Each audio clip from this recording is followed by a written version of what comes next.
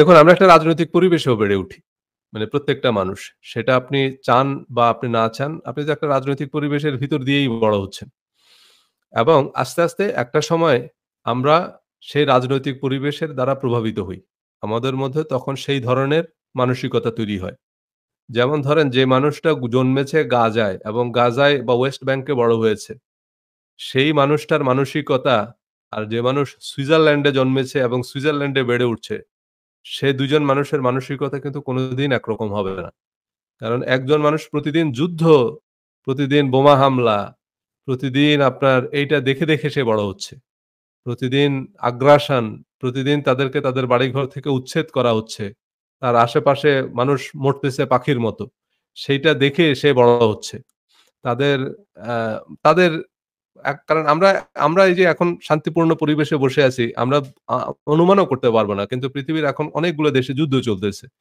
So সেই জায়গায় যারা আছে তাদের জীবনের প্রায়োরিটি মানে আমার আপনার কাছে যেটা এখন যেটার জন্য আমাদের মন খারাপ, সেসব তাদের সিলেবাসেই নাই।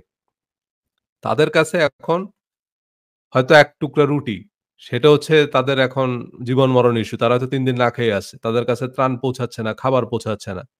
সো তাদের বাস্তবতা, তাদের প্রায়োরিটি, তাদের জীবন দর্শন আর আমাদের জীবনের চাওয়া পাওয়া টোটালি ডিফারেন্ট। মানে তার জায়গাটা আমরা কল্পনাও করতে পারব না। মানে আমরা কিছুর জন্য বসে, বসে ওই যে বলে না শেখ সাদী আম একসময় উনি একটা জুতার জন্য আক্ষেপ করছিলেন। পরে দেখলেন যে একজনের পাই নাই। এক লোকের সাথে দেখা হলো, ওই লোকের পাই নাই। তখন উনি বললেন যে, "তা আমার তো জুতা নাই, তার তো পাই নাই।" সো ঠিক এরকমই আমাদের আমরা যে সাকসেস কে ডিফাইন করতেছি, আমরা মনে করতেছি আমাদের এই দরকার, আমাদের ওই দরকার, আমাদের আরো প্রমোশন দরকার। কিন্তু আরেকটা মানুষ যে এখন গাজায় আছে তার কিন্তু প্রমোশন দরকার নেই। তার কিন্তু চাকরি-বাকরি জীবন জীবিকা নিয়ে তার ইয়া নেই। কারণ তার হচ্ছে এখন বাঁচতে হবে। তার বাচ্চা-কাচ্চারা মারা গেছে, তার দাফন করতে হবে। সেটারও ব্যবস্থা নাই তার।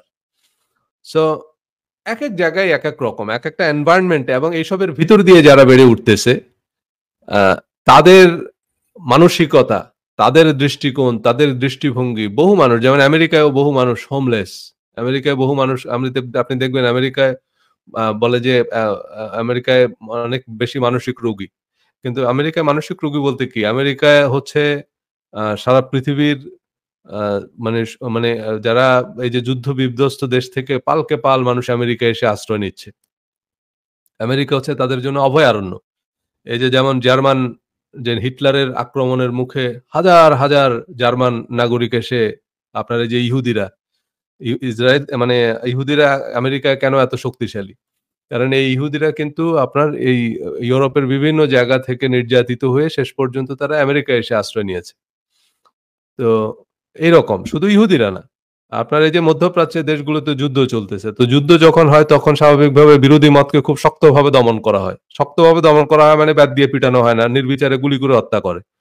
সো তখন তারা জীবন বাঁচানোর জন্য এই সমুদ্র সাঁতরায় মাত্রায় যেকোনোভাবেই হোক রিফিউজি হিসাবে তারা আমেরিকায় এসে উঠছে। তো এরকম অসংখ্য মানুষ আমেরিকায় আছে। এদেরকে নিয়ে কাজ করে আপনার ইন্টারন্যাশনাল রেস্কিউ কমিটি। তারা আবার এসব মানুষদেরকে রেস্কিউ করে নিয়ে আসে আমেরিকায়। এবং আমেরিকায় আসার পরেও এরা সুস্থ স্বাভাবিক জীবনযাপন করতে পারে না। এরা তখন বিভিন্ন ট্রমা সেন্টারে থাকে। এরা এরকম রাস্তায় দেখবেন উদ্ভ্রান্তের মতো কিছু মানুষ হাঁটে। এরা পড়ে থাকে রাস্তায়। এখন আপনি হয়তো মনে করবেন যে ভাই এরা এরকম পড়ে থাকে কেন? এরা কাজবাজ করে না কেন? কারণ আপনি হয়তো তাকে দেখতেছেন তার হাত-পা ঠিক আছে। কিন্তু তার জীবনে যেসব ঘটনা ঘটছে সেটা আপনি কল্পনাও করতে পারবেন না। মানে ওরে হয়তো ওর সামনে হয়তো ওর বউ বাচ্চা সবাইরে জবাই করে দিছে। এই দৃশ্য সে দেখছে। দেখে সে এখানে এসে উঠছে। এটা ঠিক আছে। সে হয়তো বেঁচে আছে। কিন্তু সেই মানুষটা তো ওই স্মৃতি কোনদিন ভুলতে পারবে না। সে মানুষটা তো আর কোন কাজ-বাজ করতে পারবে না। সে মানুষটা তো মেন্টালি ডিসেবলড হয়ে গেছে। সো এইরকম রাজনৈতিক সংঘাত যেসব দেশে আছে, সেইখান থেকে একটা মানুষ আসছে। এখন সেই মানুষটার বাস্তবতা তো আর আমি বুঝতেছি না। আমি হয়তো আমার জায়গা থেকে চিন্তা করতেছি যে, "কিরে! এই লোক আমেরিকায় আছে, কাজবাজ করে খাইতে পারে, করে না কেন? সে এরকম টোটো করে ঘুরে কেন? সে এরকম রাস্তার পাশে বসে থাকে কেন? ট্রেন স্টেশনে ঘুমায় কেন?" কারণ তার জীবনে কি ঘটনা ঘটছে সেটা আপনি জানেন না।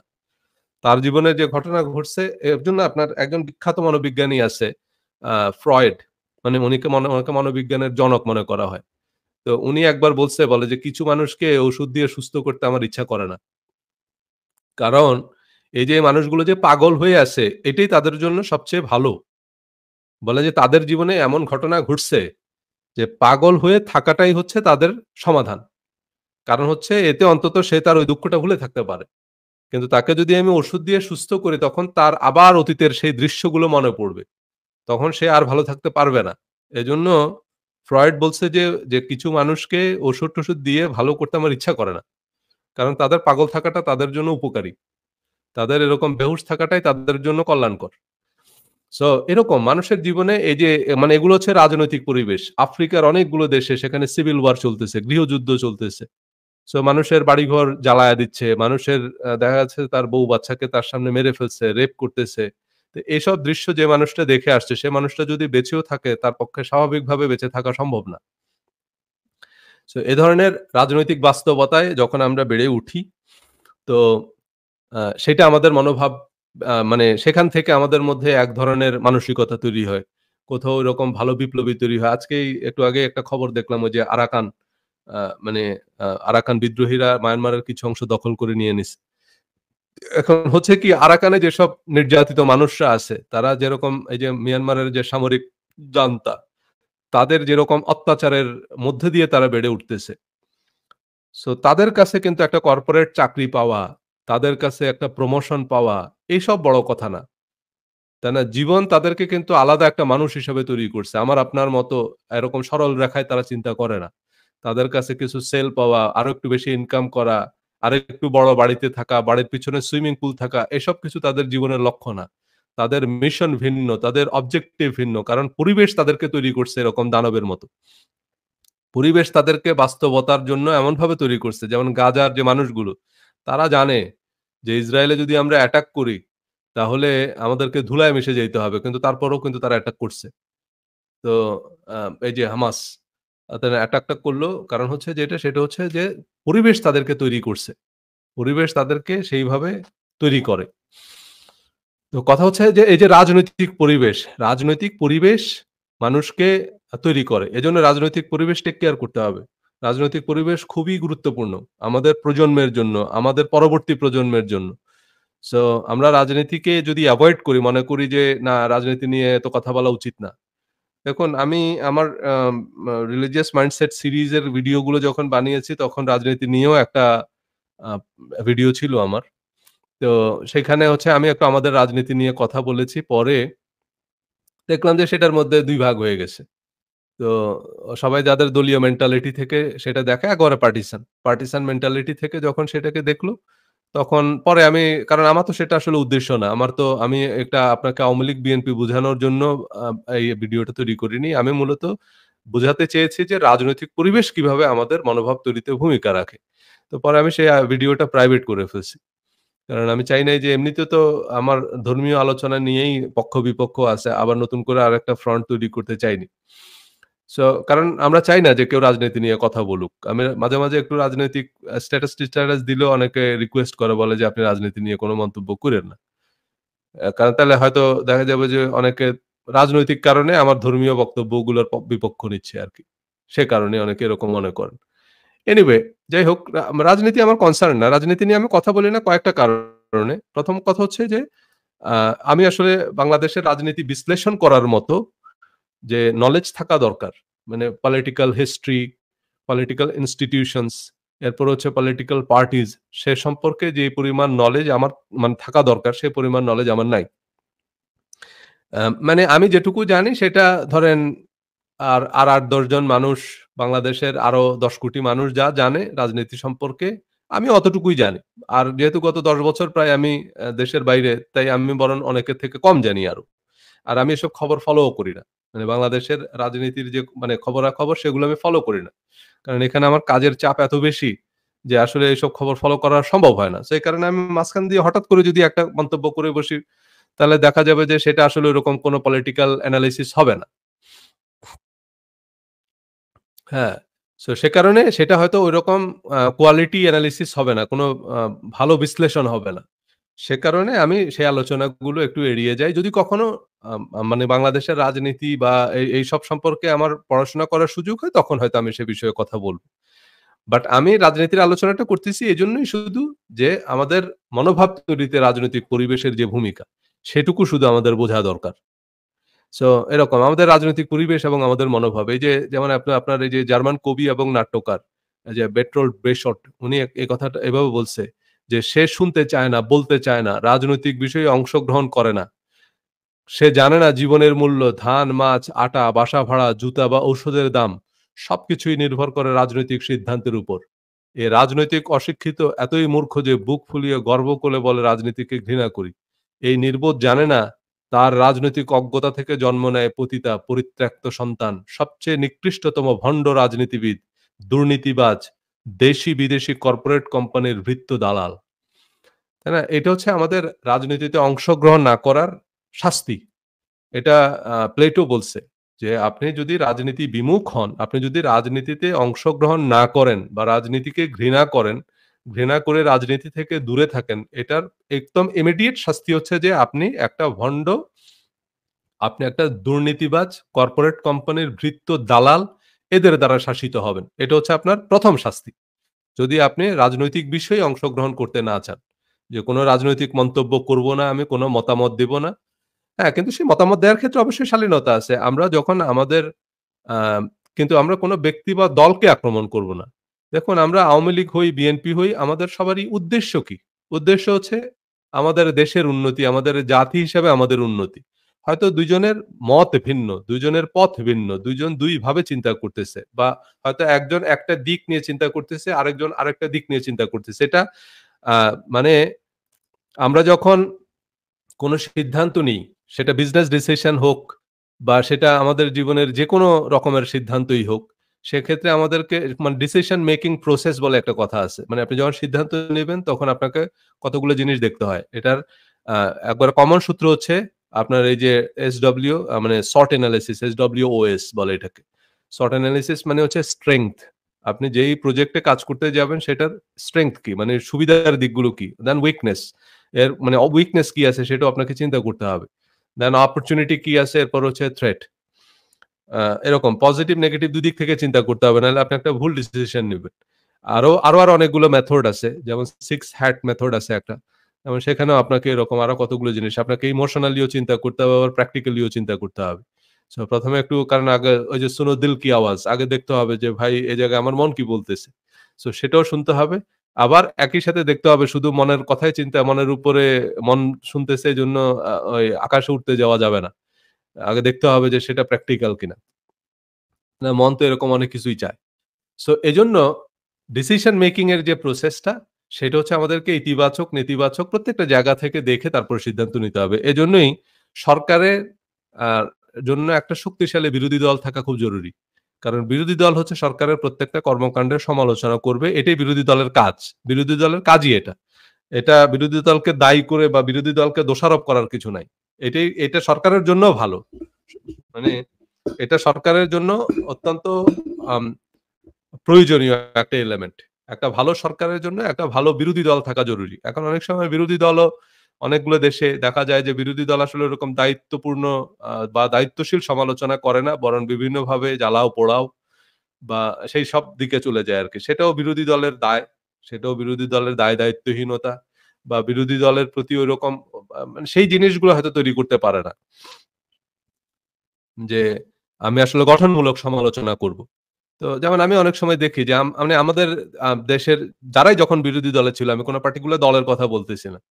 দেখা গেল যে যখনই সরকার বাজেট ঘোষণা করে পরের দিন বিরোধী দল হরতাল ডাকে। হরতাল। এই বাজেট গণবিরোধী।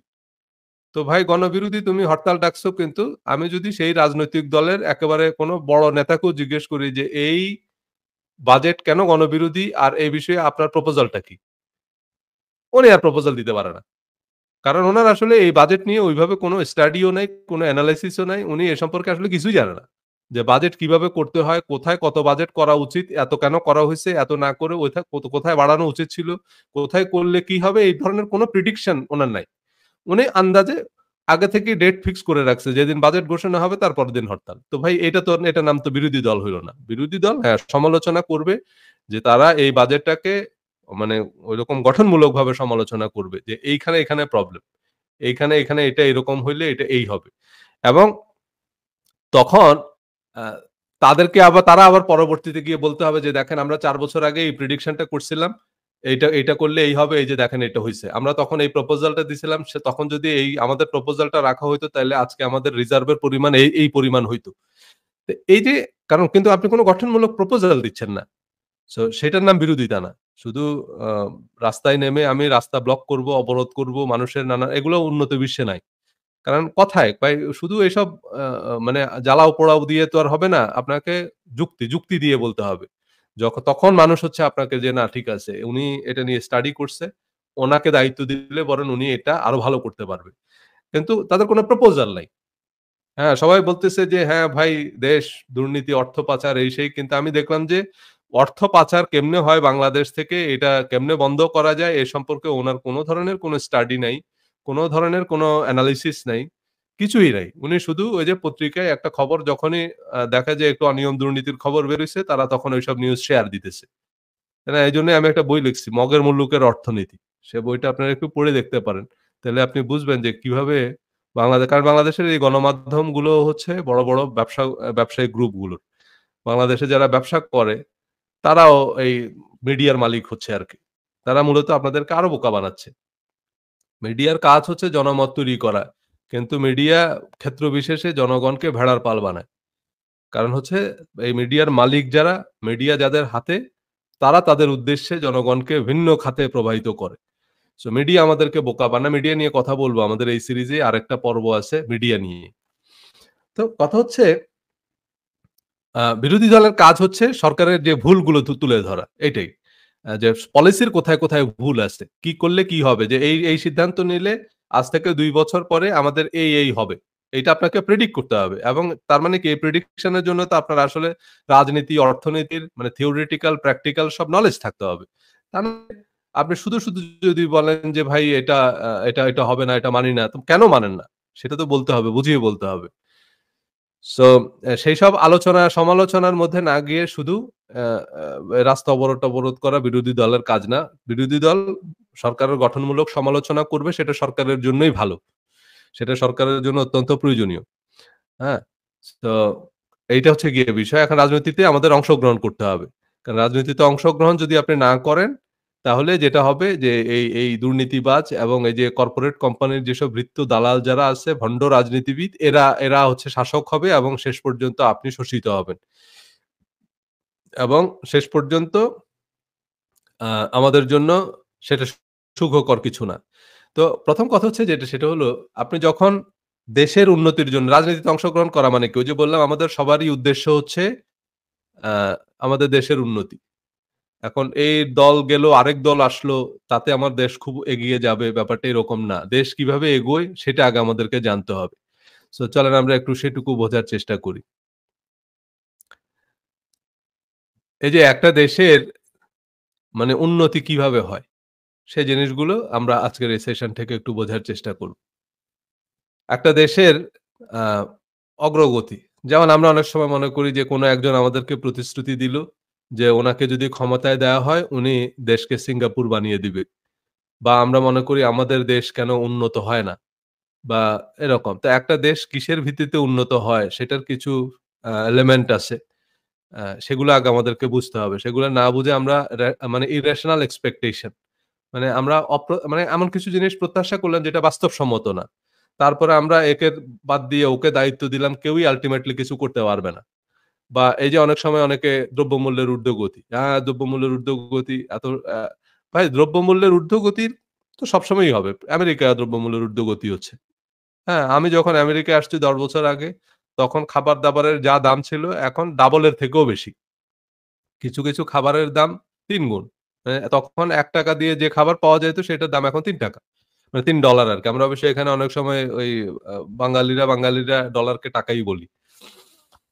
তো তো এখন এইটা এখন একটা সিঙ্গারা, সেটা একটা সময় ধরেন $১ ছিল, এখন $২ হয়ে গেছে। ১ কাপ চা একসময় $১ ছিল।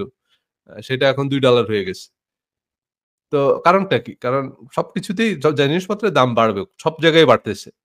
এটা বাড়ির দাম বলেন, গাড়ির দাম বলেন সবকিছুই বাড়ে। ইনফ্লেশন রেট সারা ওয়ার্লড ওয়াইডই আছে একটা। কিন্তু কথা হচ্ছে আপনি যখন একটা প্রপোজাল দিবেন যে জিনিসপত্রের দাম বাড়তেছে, তো আপনাকে ক্ষমতায় বসালে জিনিসপত্রের দাম কমবে সেটা আমি কিভাবে বুঝবো? তাহলে আপনার জিনিসপত্রের দাম কমানোর তো একটা কনক্রিট প্রপোজাল দিতে হবে। যে এই পদক্ষেপগুলো যদি হাতে নেওয়া হয় তাহলে আমাদের এই দ্রব্যমূল্যের দাম কমে আসবে।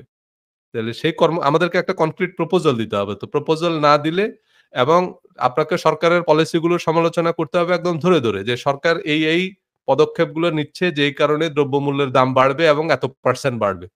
এটা আপনাকে প্রেডিক্ট করতে হবে। তাহলে না আমি বুঝবো যে না আপনি এবং সেটা আমাদেরকে আবার ২ বছর পরে বলতে হবে যে দেখেন আমি ২ বছর আগে এই কথা বলছিলাম, আজকে এই জিনিসপত্রের দাম বাড়ছে। যদি সেই সময় আমার প্রপোজালটা মানা হইতো তাহলে জিনিসপত্রের দাম বাড়তো না। তাহলে কথা হচ্ছে যে আপনাকে একটা প্রপোজাল তো দিতে হবে। আর আপনি যদি এই সম্পর্কে নাই জানেন যে জিনিসপত্রের দাম কেন বাড়ে? সেটার কারণটা কি? সেটা কি করলে কমবে? সেটা যদি আপনি না জানেন তাইলে আপনার এই প্রতিবাদ, আপনার এই আন্দোলন, সংগ্রাম একেবারেই অর্থহীন, বেকার। কারণ আপনি পুরাই অন্ধকারে আছেন। সো এরকম কোন প্রপোজাল আমরা দেখতেছি না। আমরা দেখতেছি যে সবাই শুধু বলতেছে যে ভাই দ্রব্যমূল্যের ঊর্ধ্বগতি। তো দ্রব্যমূল্যের ঊর্ধ্বগতির জন্য আমরা ১৪ কোটি মানুষ নেমে যদি রাস্তায় মিছিল করি তাহলে দ্রব্যমূল্যের দাম কমবে না। কারণ আগে আপনার এটার পিছনের যে অর্থনৈতিক প্রক্রিয়া আছে সেটা জানতে হবে। এবং সেখানে আপনাকে ডিসিশন নিতে হবে যে আমার আসলে কি করা উচিত এটা নিয়ন্ত্রণে রাখার জন্য, এটা কমানোর জন্য। তো সেইটা হচ্ছে গিয়ে বিষয়। তো আমাদের কোন একটা দেশ যখন উন্নতি করবে সেটার জন্য কতগুলো এলিমেন্ট আছে।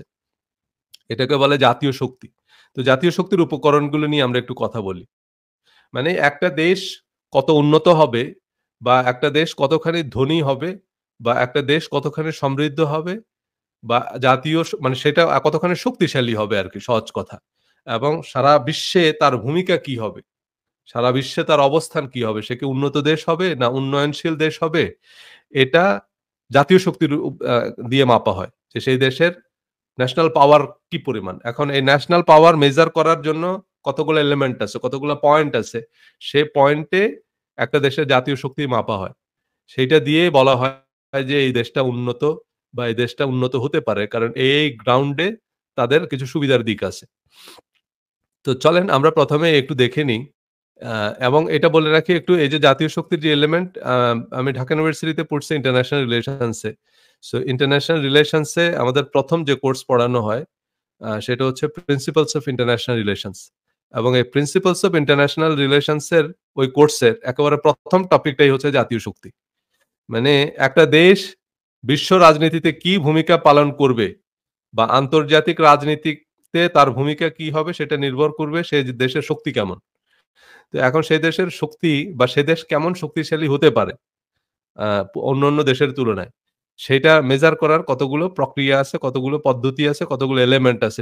সেসবের যোগফল হচ্ছে তার জাতীয় শক্তি। তো সেই জিনিসগুলোই আমি একটু আপনার সাথে শেয়ার করি। প্রথমত হচ্ছে তার ভৌগোলিক আকার এবং অবস্থান।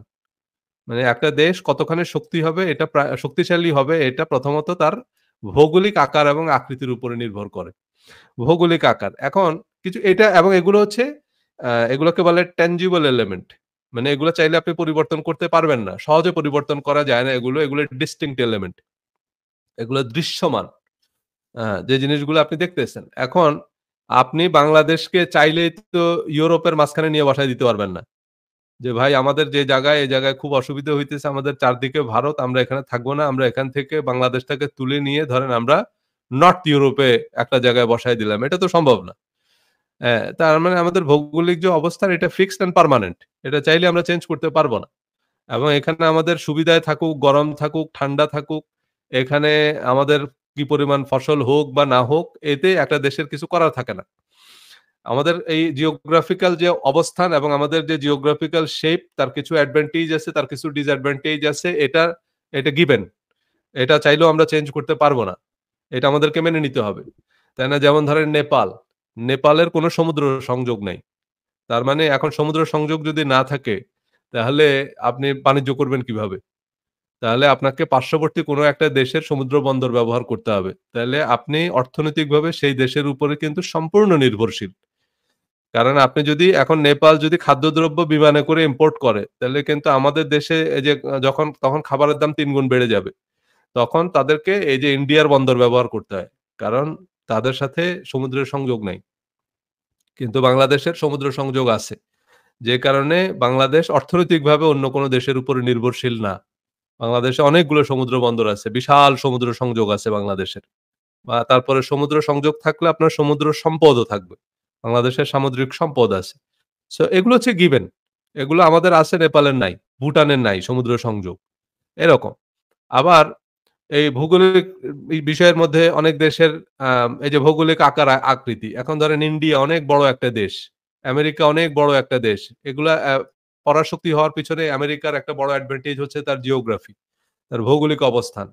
যেমন ধরেন আমেরিকার একদিকে হচ্ছে আটলান্টিক মহাসাগর, আরেকদিকে হচ্ছে প্রশান্ত মহাসাগর। আমেরিকার ২ দিকেই ২ টা মহাসাগর।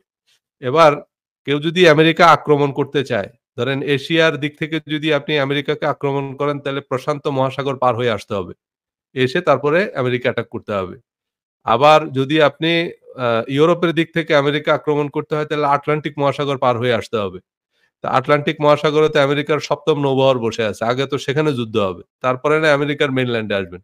সো এ পর্যন্ত আমেরিকার ইতিহাসে ২ টা অ্যাটাক হইছে, ২ টাই সুইসাইডাল অ্যাটাক।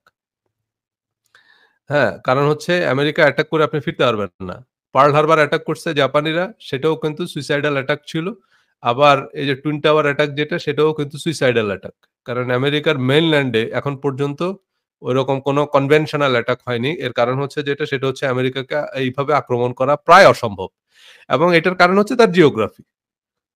তার জিওগ্রাফি। কিন্তু ইউরোপের দেশগুলো, এই যে জার্মানি, ধপাস করে, কারণ তার সাথে বর্ডার হচ্ছে ফ্রান্সের। দম করে তারা ফ্রান্সে ঢুকে দিতেছে। কারণ সেখানে তো আর মাঝখান দিয়ে কোনো সমুদ্র নেই, যে তারা সমুদ্র পার হইতে হবে। আবার ইংল্যান্ডের মানচিত্র যদি আপনারা দেখেন, ইংল্যান্ড ইউরোপে তুলনামূলকভাবে অনেক শক্তিশালী। এর কারণ হচ্ছে ইউরোপের মূল ভূখণ্ড থেকে কিন্তু ইংল্যান্ড আলাদা। মাঝখান দিয়ে কিন্তু একটা নদী আছে। একটা সেখানে এই যে ইংলিশ চ্যানেল। সেই ইংলিশ চ্যানেল পার হয়ে কিন্তু আপনাকে গিয়ে ইংল্যান্ড অ্যাটাক করতে হবে। তো ইংলিশ চ্যানেলের মধ্যে ব্রিটিশ নেভি আছে। সো আগে তো তাদের সাথে মোকাবেলা করতে হবে। সো ইংল্যান্ডের মানে মেইনল্যান্ডে অ্যাটাক করা একটু ডিফিকাল্ট। মানে অন্যান্য দেশের তুলনায়। এই কারণে ২য় বিশ্বযুদ্ধের সময় হুটহাট করে কিন্তু মানে ইউকের মেইনল্যান্ডে ঢুকতে পারে নাই আর্মি। কারণ হচ্ছে ইউকের মেইনল্যান্ড একটু আলাদা। মানে মাঝখান দিয়ে একটু সমুদ্র আছে। সমুদ্র বলতে একটু ইংলিশ চ্যানেল আছে। তো ম্যাপে আপনারা দেখে নিবেন। সো এটা হচ্ছে তাদের জিওগ্রাফিক্যাল অ্যাডভান্টেজ। এখন চাইলে তো আপনি সমুদ্র একটা বানায় নিতে পারবেন না যে ঠিক আছে বাংলাদেশের এদিক দিয়েও আমরা একটা সমুদ্র বানায় নেব। এটা তো সম্ভব না। সো এটা হচ্ছে জিওগ্রাফিক্যাল অ্যাডভান্টেজ একটা দেশের থাকে, আরেকটা দেশের থাকে না। সো এরকম। তারপর হচ্ছে সেই দেশের যদি আকার আকৃতি, আ অনেক দেশের আছে যে তাদের আকার আকৃতি অনেক সুবিধাজনক। আবার অনেক দেশের সেরকম সুবিধাজনক আকৃতি থাকে না। সো মানে স্ট্র্যাটেজিক পয়েন্ট অফ ভিউ থেকে আরকি। তাদের জন্য তাদেরকে আক্রমণ-টাক্রমণ করা অনেক দেশকে খুব কঠিন ভৌগোলিক কারণে। আ সেসব জিনিসগুলো যেমন ধরেন রাশিয়া। রাশিয়া এ পর্যন্ত যারা অ্যাটাক করছে সেখানে তাদের কবর রচিত হইছে। যেমন নেপোলিয়নের জীবনের সবচেয়ে বড় ভুল ছিল রাশিয়া আক্রমণ করা এবং রাশিয়া আক্রমণ করেই কিন্তু নেপোলিয়ন শেষ পর্যন্ত ধুলায় মিশে গেল। ঠিক একই ভুল করছে হিটলার। হিটলার কিন্তু ইউরোপ প্রায় জয় করে ফেলছে এবং রাশিয়ার সাথে তাদের একটা অনাক্রমণ চুক্তিও ছিল। যে ১০ বছর হিটলার রাশিয়া আক্রমণ করবে না এবং রাশিয়াও জার্মানিকে আক্রমণ করবে না। এরকম একটা চুক্তি ছিল তাদের। কিন্তু শেষ পর্যন্ত হিটলার এই চুক্তি নিজেই ভঙ্গ করে রাশিয়া আক্রমণ করছে। কারণ সে মনে করছে যে ইউরোপ আমি জয় করে ফেলছি। কারণ ফ্রান্স নিঃশর্ত আত্মসমর্পণ করছিল। ব্রিটেন মোটামুটি প্রায় ধ্বংসপ্রাপ্ত হয়ে গেছে। সো তখন তারা রাশিয়া অ্যাটাক করছে। কিন্তু রাশিয়া অ্যাটাক করে তারা ওই যে আ তাদের হিটলারের প্রায় ৩ লাখ সৈন্য রাশিয়ায় বরফের নিচে চাপা পড়ে মরে গেছে। তো তারপরে রাশিয়ানরা রিটালিয়েট করা শুরু করলো আরকি। এরপরে রাশিয়া, আমেরিকা, ইউকে এবং ফ্রান্স মিলে মিত্র শক্তি তৈরি করল। তারপরে যুদ্ধের মোড় ঘুরে গেল। তো কথা হচ্ছে যে এই যে ভৌগোলিক বাস্তবতা, কারণ রাশিয়া এত বড় একটা দেশ, রাশিয়া দখল করে রাখতে পারবেন না আপনি। কারণ রাশিয়া দখল করে রাখার জন্য যেই পরিমাণ সৈন্য দরকার, সেই সৈন্য মানে সেটা প্র্যাকটিক্যালি ইম্পসিবল। তো এত বড় দেশ হওয়ার কারণে সেটাকে দখল করে রাখা সম্ভব হয় না। সো এগুলো হচ্ছে তাদের জিওগ্রাফিক্যাল অ্যাডভান্টেজ। আপনি চাইলে এরকম আপনার দেশের সাইজ বাড়ায় নিতে পারবেন না। তো এগুলো হচ্ছে ফিক্সড এলিমেন্ট। এরপর হচ্ছে প্রাকৃতিক সম্পদ। মানে প্রাকৃতিক সম্পদ যেটা এখন আমরা চাইলে কি আমাদের দেশের নিচে কতগুলো স্বর্ণের খনি বানায় নিতে পারবো? সম্ভব না সেটা। সো এটা হচ্ছে প্রাকৃতিক সম্পদ। মিডল ইস্টের দেশগুলো তাদের জনসংখ্যা অত বেশি না। তাদের মরুভূমি। সেখানে তেমন উল্লেখযোগ্য কোনো ফল-ফলাদিও ফসল-টসলও হয় না। কিন্তু বা একটা সময় হতো না আরকি। এখন হয়তো টাকা-পয়সা খরচ করে তারা অনেক কিছু করতে পারছে। যেমন আ সেখানে সমুদ্রের লোনা পানি এখন তারা দেখা গেছে যে সেটাকে ওয়াটার ট্রিটমেন্ট করে সেটাকে এখন পানীয় জলে পরিণত করছে। তো সেটার জন্য পয়সা লাগবে। এখন তাদের পয়সা হইছে। এখন মিডল ইস্টের দেশগুলো প্রচুর ভালো, ভালো ইউনিভার্সিটি বানাচ্ছে। আমেরিকা থেকে প্রফেসর নিয়ে যাচ্ছে। সো হয়তো একটা সময় ইতিহাস ঘুরে যাবে। আবার হয়তো মুসলিম বিশ্ব উঠে দাঁড়াবে। আ মানে যেভাবে পশ্চিমারা এখন পৃথিবীতে রাজ করতেছে, সেইভাবে আস্তে আস্তে দেখা যাবে যে আমরা দেখতেছি যে দুবাই অনেক ভালো শহর বানাচ্ছে এবং অনেক কোম্পানি এখন সেখানে অফিস খুলতেছে। আ সো মানে সেরকম কাতার অনেক ভালো করতেছে। ওমান এসব দেশগুলোতে আমরা দেখতেছি তারা অনেক আধুনিক শহর বানাচ্ছে, অনেক নিরাপদ শহর বানাচ্ছে। সো সেখানে তারা অনেক ভালো, ভালো ইউনিভার্সিটি এখন তৈরি করতেছে। সো পৃথিবীর বিভিন্ন জায়গা থেকে তারা ভালো, ভালো প্রফেসর নিয়ে যাচ্ছে। স্টুডেন্টরা আস্তে আস্তে সেখানে যাচ্ছে। সো তারা উন্নতি করবে। জ্ঞান-বিজ্ঞানে তারা এখন আস্তে আস্তে মনোনিবেশ করতেছে। কারণ ভালো ইউনিভার্সিটি বানানোর জন্যও টাকা দরকার। সো সেই টাকাটা তাদের আসছে হলো তাদের খনিজ সম্পদ থেকে। এখন সেই খনিজ সম্পদটা সেটা তো ন্যাচারাল। সেটা তো গড গিফটেড। সেটা তো আর একজন আপনি আওয়ামী লীগ সরকার বানান আর বিএনপি সরকার বানান উনি তো কতগুলো হীরার খনি বানায় নিতে পারবে না। এটা গিভেন। সো প্রাকৃতিক সম্পদ। এখন এরপর হচ্ছে এরপর এখন প্রাকৃতিক সম্পদ বা ভৌগোলিক অবস্থান থাকলেও হবে না। অনেক দেশের সেগুলাকে ক্যাপিটালাইজ বা সেগুলোকে মনিটাইজ করার সামর্থ্য থাকে না। যেমন আফ্রিকার অনেক দেশ আছে সেগুলোর ভৌগোলিক আকার আয়তন অনেক সুবিধাজনক। সেগুলোর প্রাকৃতিক সম্পদও আছে। মানে সেখানে আপনার এই যে ঘানা, তাই না? এগুলোকে বলে গোল্ড কোস্ট। আ তো মানে এরকম প্রাকৃতিক সম্পদ তাদের হীরার খনি থাকার পরও তারা অত্যন্ত দরিদ্র। এটার কারণ হচ্ছে তারা সেগুলোকে মনিটাইজ করতে পারতেছে না। সেখানে বিভিন্ন পরাশক্তি তাদের মধ্যে সিভিল ওয়ার লাগায় রাখছে। এত গ্রুপ এবং এইসব হীরার খনি নিয়ে তাদের মধ্যে যে যুদ্ধ লেগে আছে তাদের ইয়ের মধ্যে, সে কারণে তারা এগুলো মনিটাইজ করতে পারে না। মানে তারা এগুলা থেকে পয়সা বানাইতে পারে না। বরং এসব পয়সা তাদের এসব খনিজ সম্পদ লুট হচ্ছে। হ্যাঁ? কারণ তাদের মধ্যে সেই এডুকেশন নাই। তাদের মধ্যে সেই আ ইউনিটি নাই। যে কারণে বহিঃশত্রু তাদের মধ্যে এই পারস্পরিক শত্রুতা লাগিয়ে রেখে আপনারা যদি বিভিন্ন সিনেমা দেখেন আরকি যে 'ব্ল্যাক হক ডাউন' নামে একটা সিনেমা আছে। এগুলো দেখতে পারেন। তারপরে হচ্ছে আপনার 'ব্লাড ডায়মন্ড' নামে একটা সিনেমা আছে দেখবেন কিভাবে তাদের সম্পদ লুট করা হয়। সো অর্থনৈতিক সামর্থ্য। এখন অনেক দেশের আবার দেখা গেছে যে তাদের খনিজ সম্পদ নাই। আবার যেমন আমাদের দেশে প্রাকৃতিক সম্পদ আছে যেমন আমাদের ভূমি খুব উর্বর। কারণ আমাদের দেশ হচ্ছে ভাটির দেশ। ভাটির দেশ মানে নিচু অঞ্চল। যে কারণে এই যে হিমালয় থেকে যখন এই যে নদীগুলো বাংলাদেশের উপর দিয়ে বয়ে যায়। সো বাংলাদেশের উপর দিয়ে বয়ে যাওয়ার সময় এই যে পলি মাটি দিয়েই হচ্ছে বাংলাদেশটা তৈরি হইছে। পুরা বাংলাদেশ হচ্ছে একটা পলি মাটি দ্বারা গঠিত বদ্বীপ। সো এই কারণে আমাদের মাটি খুবই উর্বর। মানে পৃথিবীর অন্যান্য দেশে ফসল ফলানো এত সহজ না। নাইলে এই যে এই ১৪ কোটি মানুষ ১৭ কোটি মানুষ খেয়ে বাঁচতে পারত না। আমাদের চাষাবাদের যে পরিমাণ জমি এ এই এতে আমরা না খেয়ে মারা যাইতাম। দুর্ভিক্ষ শুরু হইতো। সো যদি না এই আমাদের মাটি উর্বর না হইতো। এবং আরেকটা বিষয় হচ্ছে কি জানেন? আমরা অনেক সময় এদেরকে খেয়াল করি না। আমাদের দেশের যে কৃষি গবেষণা ইনস্টিটিউট যেগুলো আছে, কৃষি বিশ্ববিদ্যালয়, তারপরে কৃষি গবেষণা ইনস্টিটিউট যেগুলো আছে, মানে এরা বিশ্বমানের। এখানে অনেক গবেষক আছে। আমাদের আপনার আ এই যে কৃষি গবেষণা ইনস্টিটিউট যেগুলো আছে যে ধান গবেষণা কেন্দ্র গাজীপুরে অনেকগুলো আছে এরকম। আ তুলা গবেষণা কেন্দ্র। এরকম গবেষণা কেন্দ্র যেগুলো আছে সেখানে যারা গবেষক আছে তারা বিশ্বমানের গবেষক। এবং আমাদের দেশে মানে এই যে কৃষি গবেষক যারা আছে তারা এমন দারুণ কিছু উদ্ভাবন করছে। এগুলা আমরা ওনাদেরকে চিনিও না অনেকে। আমরা তো সোশ্যাল মিডিয়ায় সেলিব্রিটিদের পিছনে দৌড়াই। কিন্তু এরা এমন কিছু কাজ করছে। এমন দারুণ কিছু উদ্ভাবন করছে আমাদের এগ্রিকালচারাল রিসার্চার যারা আছে। আ নাইলে বাংলাদেশে না খায়া মারা যেত মানুষ। দুর্ভিক্ষেই মানুষ মারা যেত। প্রতি বছর দুর্ভিক্ষ হইত। কারণ বাংলাদেশে যে পরিমাণ মানুষ এবং জমির যে অনুপাত, তাতে মানে দুর্ভিক্ষ প্রবণ এলাকা হতো বাংলাদেশ। আফ্রিকার মতো সারা বছর দুর্ভিক্ষ লেগে থাকতো। কিন্তু আমাদের এই যে কৃষি গবেষক যারা আছে তারা প্রতি বছর নতুন জাতের ধান নিয়ে আসতেছে। যে আরো উচ্চ ফলনশীল ধান আবিষ্কার করতেছে। আজকেও একটা নিউজে দেখলাম যে প্রোটিন সমৃদ্ধ ধান উদ্ভাবন করছেন উনারা। মানে কারণ আমাদের দেশের মানুষ ভাত খেয়ে অভ্যস্ত তো কিন্তু প্রোটিনের অভাব। কার্বোহাইড্রেট প্রচুর পরিমাণে খাচ্ছি আমরা কিন্তু প্রোটিনের অভাব। কারণ মাছ, মাংস সবাই খেতে পায় না। এ কারণে উনারা প্রোটিন সমৃদ্ধ ধান উদ্ভাবন করছে।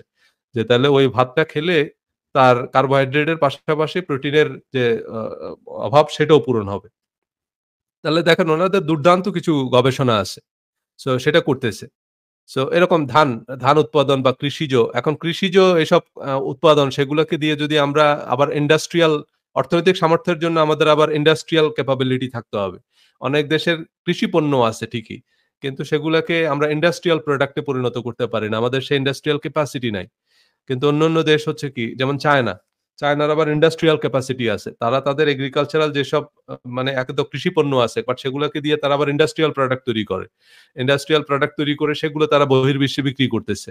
সো আমাদের ইন্ডাস্ট্রিয়াল সামর্থ্য নাই। আ সেটা বাড়াইতে হবে আমাদের ইন্ডাস্ট্রিয়াল ক্যাপাসিটি। এরপরে হচ্ছে সামরিক শক্তি। একটা দেশের সামরিক শক্তি খুব গুরুত্বপূর্ণ এবং এই সামরিক শক্তি অবশ্যই সামরিক শক্তির জন্য কয়েকটা জিনিস দরকার। সামরিক শক্তির জন্য প্রথমত আপনার অর্থনৈতিক সামর্থ্য লাগবে। অর্থনৈতিক সামর্থ্য না থাকলে তো আর আপনি সাম স এ সেনাবাহিনী পুষতে পারবেন না। সেনাবাহিনীর জন্য আপনার অবশ্যই অর্থনৈতিক সামর্থ্য থাকতে হবে। আর আরেকটা জিনিস যে জিনিসটা দরকার সেটা আমাদের আছে। সেই জায়গায় আমাদের একটা অ্যাডভান্টেজ আছে সেটা হচ্ছে আমাদের বিপুল জনশক্তি আছে।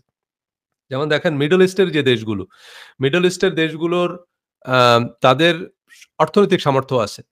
তাদের বিপুল পরিমাণ পয়সা আছে। কিন্তু তাদের একটা বড় সমস্যা হচ্ছে তাদের এই জনসংখ্যা খুব কম। মানে তাদের আ আপনার এই যে আম ম্যান পাওয়ার, ম্যান পাওয়ার তাদের খুব কম।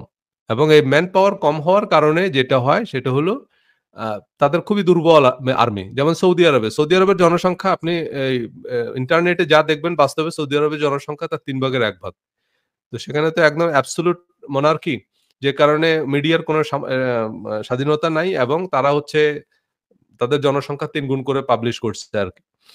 কারণ তাদের জনসংখ্যা অত্যন্ত কম, অনেক কম। এখন জনসংখ্যা কম হলে তো আর আপনি একটা ভালো সেনাবাহিনী তৈরি করতে পারবেন না। কারণ আপনার জনসংখ্যার ১০০ ভাগ মানুষ তো আর সেনাবাহিনীতে যাবে না। বা সেনাবাহিনী যাওয়ার জন্য তারা মেন্টালি অর ফিজিক্যালি ফিট না। তাহলে হয়তো আপনি ১০০ জনের মধ্যে ১ জন পাবেন যে সেনাবাহিনীর জন্য ফিট। তো তার মানে কি আপনি ১,০০,০০০ সৈন্য বানাইতে হলে আপনার কিন্তু ১,০০,০০,০০০ মানুষ লাগবে। সেখান থেকে হয়তো আপনি ১,০০,০০০ ভালো সোলজার পাবেন। হ্যাঁ? আপনার যদি এরকম ১০০,০০,০০,০০০ থাকে তাহলে হয়তো আপনি ১০,০০,০০০ সোলজার বানাইতে পারবেন। এখন আমাদের দেশে যেহেতু বিপুল পরিমাণ মানুষ আছে সেখান থেকে আমরা আমাদের সেনাবাহিনীর জন্য আমরা অনেক বড় একটা সেনাবাহিনী তৈরি করতে পারবো বা তৈরি করতে পারি। এর কারণ হচ্ছে আমাদের ম্যান পাওয়ার আছে। এখন যেমন আমেরিকারও জনসংখ্যা কম। কিন্তু আমেরিকা আবার ওই যে আমেরিকা বা ইউরোপের দেশগুলো তাদের আবার হচ্ছে যে তারা যেকোনো দেশের নাগরিকই তাদের আর্মির সদস্য হইতে পারে। যেমন ব্রিটিশ আর্মি হচ্ছে একদম সরাসরি নেপাল থেকে পাঞ্জাব থেকে রিক্রুট করে। ব্রিটিশ আর্মিতে এখনো পর্যন্ত পাঞ্জাব রেজিমেন্ট আছে। ব্রিটিশ আর্মিতে এখনো পর্যন্ত গুর্খা রেজিমেন্ট নামে একটা রেজিমেন্ট আছে। গুর্খা রেজিমেন্ট মানে হচ্ছে নেপালি রেজিমেন্ট। তো এই ২ টা রেজিমেন্টের প্রতি ব্রিটিশ আর্মির একটা মানে ব্রিটিশ সরকারের একটা সফট কর্নার আছে। এটার কারণ হচ্ছে ১৯৫৭ সালে ১৭৫৭ সালে যখন সিপাহী বিদ্রোহ হয়। ১৭৫৭ সালে একবার ব্রিটিশের বিরুদ্ধে সিপাহী বিদ্রোহ হয়েছিল আপনারা জানেন। সো সেই বিদ্রোহে ব্রিটিশ সরকারের পতন হয়ে যেত তখনই। তো তখন এই ব্রিটিশ সরকারের পক্ষে ২ টা রেজিমেন্ট ছিল। একটা হচ্ছে নেপালি রেজিমেন্ট এবং আরেকটা হচ্ছে পাঞ্জাব রেজিমেন্ট। এই পাঞ্জাব রেজিমেন্ট এবং এই নেপালি রেজিমেন্ট এরা ব্রিটিশ সরকারের পক্ষে ছিল। এই কারণে ১৭৫৭ সালে সেই সিপাহী বিদ্রোহে ব্রিটিশ সরকার শেষ পর্যন্ত বেঁচে গেল। এখন এই পাঞ্জাবিরা আর নেপালিরা কেন ব্রিটিশের পক্ষে ছিল? তাদের একটা জাতীয় চরিত্র হচ্ছে, তাদের একটা বৈশিষ্ট্য হচ্ছে যে তারা যার নুন খাবে তার সাথে বিট্রে করবে না। এটা হচ্ছে নেপালিদের বৈশিষ্ট্য। নেপালিরা যার নুন খাবে তার সাথে কোন সময় বিশ্বাসঘাতকতা করবে না। এটা হচ্ছে তাদের জাতীয় বৈশিষ্ট্য। সো তাদের কথা হচ্ছে যেহেতু আমরা ব্রিটিশের নুন খাইছি তাই ব্রিটিশের সাথে বিদ্রোহ করব না। এবং তারা বিদ্রোহ করে নাই আরকি। মানে ব্রিটিশের বিরুদ্ধে তারা বিদ্রোহ করেনি। বরং ব্রিটিশের পক্ষ নিছে। যে কারণে ব্রিটিশরা এখনো পর্যন্ত এই গুর্খা রেজিমেন্ট এবং পাঞ্জাব রেজিমেন্ট নামে ২ টা রেজিমেন্ট কন্টিনিউ করছে এবং সরাসরি পাঞ্জাব থেকে তারা রিক্রুট করে সেই আর্মির জন্য। এবং আপনার নেপাল থেকে সরাসরি রিক্রুট করে। এবং আরো ইন্টারেস্টিং বিষয় হচ্ছে সেটা হচ্ছে এই গুর্খা রেজিমেন্ট এবং এই পাঞ্জাব রেজিমেন্ট এরাই হচ্ছে ব্রিটিশ একেবারে যে রয়াল ফ্যামিলি তাদের নিরাপত্তা দেয় এরা। মানে এদেরকে তারা এত ট্রাস্ট করে। সো কথা হচ্ছে সরি ১৮৫৭ সালে জি। আ আ সরি ১৮৫৭ সালে সিপাহী বিদ্রোহ হইছিল। সো আ তো এই সিপাহী বিদ্রোহের সময় আ আপনার এই গুর্খা রেজিমেন্ট এবং পাঞ্জাব রেজিমেন্ট হচ্ছে ব্রিটিশের পক্ষে ছিল। তো যাই হোক আ কিন্তু অন্যান্য মিডল ইস্টের দেশগুলোর একটা সমস্যা হচ্ছে তারা অন্য দেশের নাগরিকদেরকে তাদের আর্মিতে রিক্রুট করে না। এখন এখান থেকে যেকোনো সময় বেরিয়ে আসতে পারে। যেমন সৌদি আরব যদি হঠাৎ করে আবার এই পলিসি চেঞ্জ করে যে আমরা অন্যান্য মুসলিম দেশ থেকে আমাদের দেশে রিক্রুট করব। তাহলে আবার আ রাতারাতি একটা বিরাট আর্মি সৌদি আরব তৈরি করতে পারবে। এবং সৌদি আরবের পক্ষে অত্যন্ত মানে বড় রকমের শক্তিশালী আর্মি তৈরি করা সম্ভব যদি তারা জাস্ট একটা ডিসিশন নেয় যে আমরা অন্যান্য মুসলিম কান্ট্রি থেকে আমাদের আর্মিতে রিক্রুট করব। কারণ তাহলে আইডিওলজিক্যালি তারা অনেক সুপেরিয়র সোলজার পাবে। মানে অনেক মুসলিম দেশে বিশেষ করে আমাদের দেশে কওমি মাদ্রাসা বা মাদ্রাসায় যারা আছে যে যারা মিছিল করে না? এদের মধ্যে অনেকেই আছে যারা সৌদি আরবের প্রতি খুব লয়াল। যে সৌদি আর্মিতে যদি যাওয়ার সুযোগ থাকে তারা যোগ দিবে এবং সেখানে গিয়ে তারা একদম জান প্রাণ দিয়ে যুদ্ধ করবে আরকি। কারণ সেখানে তো তাদের ওই যে রিলিজিয়াস একটা মোটিভেশন ও থাকবে। সো যে আমরা ইসলামের জন্য যুদ্ধ করতেছি, আমরা কালেমার জন্য যুদ্ধ করতেছি। সো সৌদি আরব যেকোনো সময় যদি এরকম একটা ডিসিশন নেয় যে আমরা মুসলিম দেশগুলো থেকে আম আম সৈন্য নিয়োগ দেওয়া শুরু করব আমেরিকা বা ইউরোপের মতো। তাহলে তারা রাতারাতি একটা বড় আর্মি তৈরি করতে পারবে। বাট এখনো পর্যন্ত তাদের আ যেহেতু এরকম কোন নীতি নাই, সে কারণেই হচ্ছে তাদের খুব শক্তিশালী সামরিক বাহিনীও নাই। শক্তিশালী সামরিক বাহিনীর জন্য আপনার বড় জনগোষ্ঠী দরকার। এগুলো হচ্ছে আপনার ট্যানজিবল এলিমেন্ট, এগুলো দৃশ্যমান। কারণ একটা দেশের এখন আমরা একটা দেশ কতখানি শক্তিশালী সেটা মেজার করতে পারবো। সে দেশের আকার আকৃতি দিয়ে, সে দেশের প্রাকৃতিক সম্পদ দিয়ে, সে দেশের অর্থনৈতিক সামর্থ্য দিয়ে। যে এই দেশটা অর্থনৈতিকভাবে অনেক সমৃদ্ধ। যেমন চায়না অত্যন্ত শক্তিশালী দেশ। কারণ চায়না অর্থনৈতিক পরাশক্তি। তারপর হচ্ছে তাদের সামরিক শক্তি। যে তারা সামরিক দিক থেকে কতখানি শক্তিশালী। সেসব দিয়ে যে তাদের যদি পারমাণবিক বোমা-টোমা থাকে তাহলে আমরা বুঝতে পারবো যে হ্যাঁ, এই দেশটা অত্যন্ত শক্তিশালী। কিন্তু আর কতগুলো intangible এলিমেন্ট আছে সেগুলো যদিও দেখা যায় না। কিন্তু সেগুলো দিয়ে আপনি অনেক লিমিটেশনস কে ওভারকাম করতে পারবেন। যেমন একটা হচ্ছে সরকারের দক্ষতা।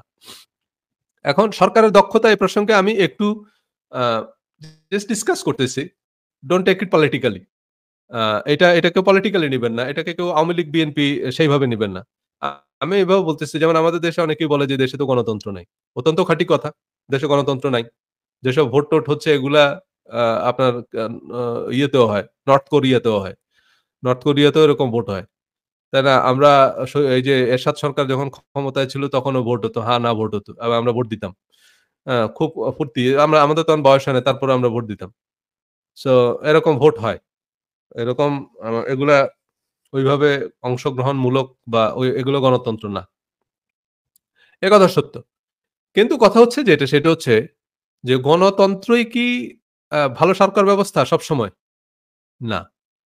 মানে একটা আমরা আমরা যেটা আমাদের মাথায় ঢুকে গেছে যে ভাই আমেরিকা মানে হচ্ছে গণতন্ত্র। সো আমরা এই যে যেসব পশ্চিমা মিডিয়া দেখি তো সবসময় গণতন্ত্র, গণতন্ত্র, গণতন্ত্র এগুলো শুনে আমাদের কাছে মনে হচ্ছে যে একটা দেশের জন্য সবচেয়ে আরাধ্য জিনিস হচ্ছে গণতন্ত্র। না, গণতন্ত্র সবসময় ভালো শাসন ব্যবস্থা না। গণতন্ত্র সবসময় ভালো সরকার ব্যবস্থা না। এমনকি পৃথিবীর অনেক বড় পলিটিক্যাল সায়েন্টিস্ট আছে যারা গণতন্ত্রের পিওর সমালোচনা করছে। আ এবং এই যে আপনার ইভেন অ্যারিস্টটল, প্লেটো ওনারাও অনেকে গণতন্ত্রের সমালোচনাও করছে। গণতন্ত্রের পক্ষেও কথা বলছে, গণতন্ত্রের বিপক্ষেও কথা বলছেন ওনারা। যে গণতন্ত্র হচ্ছে মূর্খের শাসন ব্যবস্থা। কেন মূর্খের শাসন ব্যবস্থা? কারণ আপনি একজন মানে গণতন্ত্র মানে তো হচ্ছে সরকার মানে মানে মন্ত্রী, এমপি, আইন প্রণেতা কারা হবে, তারপরে হচ্ছে মন্ত্রী কারা হবে, প্রধানমন্ত্রী কে হবে, এটা কে ঠিক করবে? এটা জনগণ ঠিক করবে। জনগণের মধ্যে যেমন ধরেন একজন ভোট দিচ্ছে, উনি রিক্সা চালায়। আচ্ছা, উনার সরকার কাঠামো সম্পর্কে কোন ধারণা আছে? উনি জানে একটা মন্ত্রীর কাজ কি? বাংলাদেশের কতগুলো মন্ত্রণালয় আছে সেটাও তো উনি জানে না। উনাকে যদি আপনি জিজ্ঞেস করেন যে বাংলাদেশের মন্ত্রণালয় কয়টা আছে? এবং কোন মন্ত্রণালয়ের কি কাজ? বলতে পারবে সে রিক্শাওয়ালা। আপনার কাজের বুয়া সেটা বলতে পারবে? যে একটা পার্লামেন্ট মেম্বারের কাজটা কি? আমাদের দেশে এমপিরা যখন নির্বাচনী বক্তৃতা দেয় তখন তারা মানুষকে বুঝ দেয় যে আমি এই রাস্তা বানায় দিব। আরে রাস্তা বানানোটা এমপির কাজ নাকি? এমপির কাজ কি সেটাই তো মানুষ জানে না। এবং মানুষ মনে করে যে এমপি সাহেব আসছে উনাকে একটু কারণ রাস্তা বানানো, এই স্কুল বানানো, ব্রিজ বানানো, কালভার্ট বানানো এগুলো তো এমপির কাজ না। সো এখন কথা হলো এমপির কাজ হচ্ছে আইন বানানো। সো এখন এইসব আম মানে কার কি কাজ সেটা যখন যে দেশের মানুষ জানবে না, তারা যখন এসব আইন প্রণেতা তৈরি করবে, তো তখন আল্টিমেটলি ভালো আইন প্রণেতা তৈরি হবে না। আমরা অনেক সময় যারা ভালো কথাবার্তা বলে, মানে বাকপটু বা যাদের মিডিয়া প্রেজেন্স আছে, সোশ্যাল মিডিয়া সেলিব্রিটিরা এই যে এমপি হয়ে গেছে। কিন্তু কথা হচ্ছে যেটা সেটা হলো যেমন ধরেন আমি যদি একটু পিওর সমালোচনাও করি। তো আ যারা এই যে আমাদের হিরো আলম উনি প্রায় এমপি হয়ে গেছিলেন। তো কেন এটা হচ্ছে? বা এই যে ব্যারিস্টার সুমন উনি এমপি হওয়ার পিছনে প্রধান কারণ যেটা সেটা হচ্ছে উনার সোশ্যাল মিডিয়া ইমেজ। হ্যাঁ, এটা অবশ্য উনি নিজেও স্বীকার করছে যে সোশ্যাল মিডিয়া যদি আমার পক্ষে না থাকতো তাহলে আমি জিততে পারতাম না। এর কারণ হচ্ছে যেটা সেটা হলো সোশ্যাল মিডিয়ার কারণে তার উপর ওইভাবে অ্যাটাক-ট্যাটাকও হয়নি। বা কোন ধরনের কারচুপি করার কেউ সাহস পায়নি। কারণ তার কেন্দ্রে কারচুপি হইলেই তো সে যায়া সেখানে দাঁড়ায় বলবে শুরু করিতেছি মহান আল্লাহর নামে। এ তো লাইভ শুরু করে দিবে। এজন্য ওই তার কেন্দ্রগুলোতে কেউ কারচুপি-মারচুপির চিন্তাও করে না বা তার উপরে অ্যাটাক-ম্যাটাক করলেই তো সে সেখান থেকে লাইভ শুরু করে দিবে। যে এই যে দেখেন আমার উপরে অ্যাটাক হইছে। তো এই কারণে তার উপরে কোনো আক্রমণ-টাক্রমণও হয় নাই। আবার তার আসলে কোনো কারচুপি-টারচুপিরও কেউ চিন্তাও করে নাই। যে ভাই সুমনের এখানে কারচুপি-টারচুপি করতে গেলে ভেজাল আছে। লাইভ শুরু করে দিবে। তো ওইসব কারণে উনি জিতে গেলেন। তো এখন কথা হচ্ছে যে যেমন ধরেন আমরা মনে করতেছি যে ব্যারিস্টার সুমন ভাই নিজের পকেটের টাকা দিয়ে উনি কতগুলো সাঁকো বানাইছে মানুষের পারাপারের জন্য। তাই না? তারপরে হচ্ছে মানুষকে ফুটবল কিনে দিচ্ছে। হ্যাঁ? বিরাট কিছু। কিন্তু এগুলো হচ্ছে আসলে সোশ্যাল মিডিয়া। উনি যখন এগুলো ব্রিজ-টিজ বানাচ্ছিল তখন আমি মনে, মনে হাসতেছিলাম। যে ব্যারিস্টার সুমন তো ব্রিজ বানাইতেছে না। উনি সোশ্যাল মিডিয়ার জন্য কনটেন্ট বানাইতেছে। তো আপনারা মনে করতেছেন উনি ব্রিজ বানায়। উনি ব্রিজ বানায় না। উনি সোশ্যাল মিডিয়ার কনটেন্ট বানায়। উনি কনটেন্ট ক্রিয়েটর। সো এটার একটা নিশ আছে। সোশ্যাল মিডিয়ার জন্য অনেকগুলো নিশ, ক্যাটেগরি আছে। এর মধ্যে একটা হচ্ছে মানবতার ড্যাডি ক্যাটেগরি।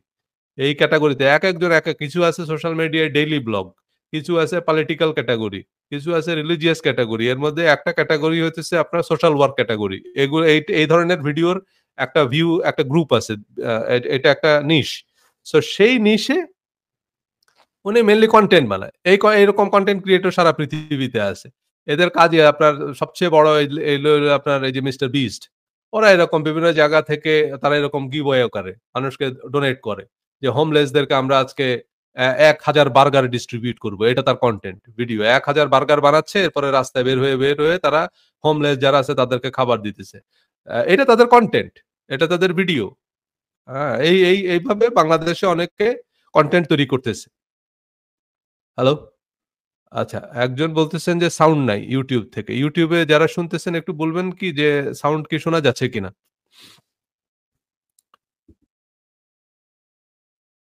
শুধু একজনই কমেন্ট করলেন সাউন্ড নাই। আ আরো কেউ একটু কমেন্ট করে আমাকে জানাবেন যারা YouTube থেকে দেখছেন।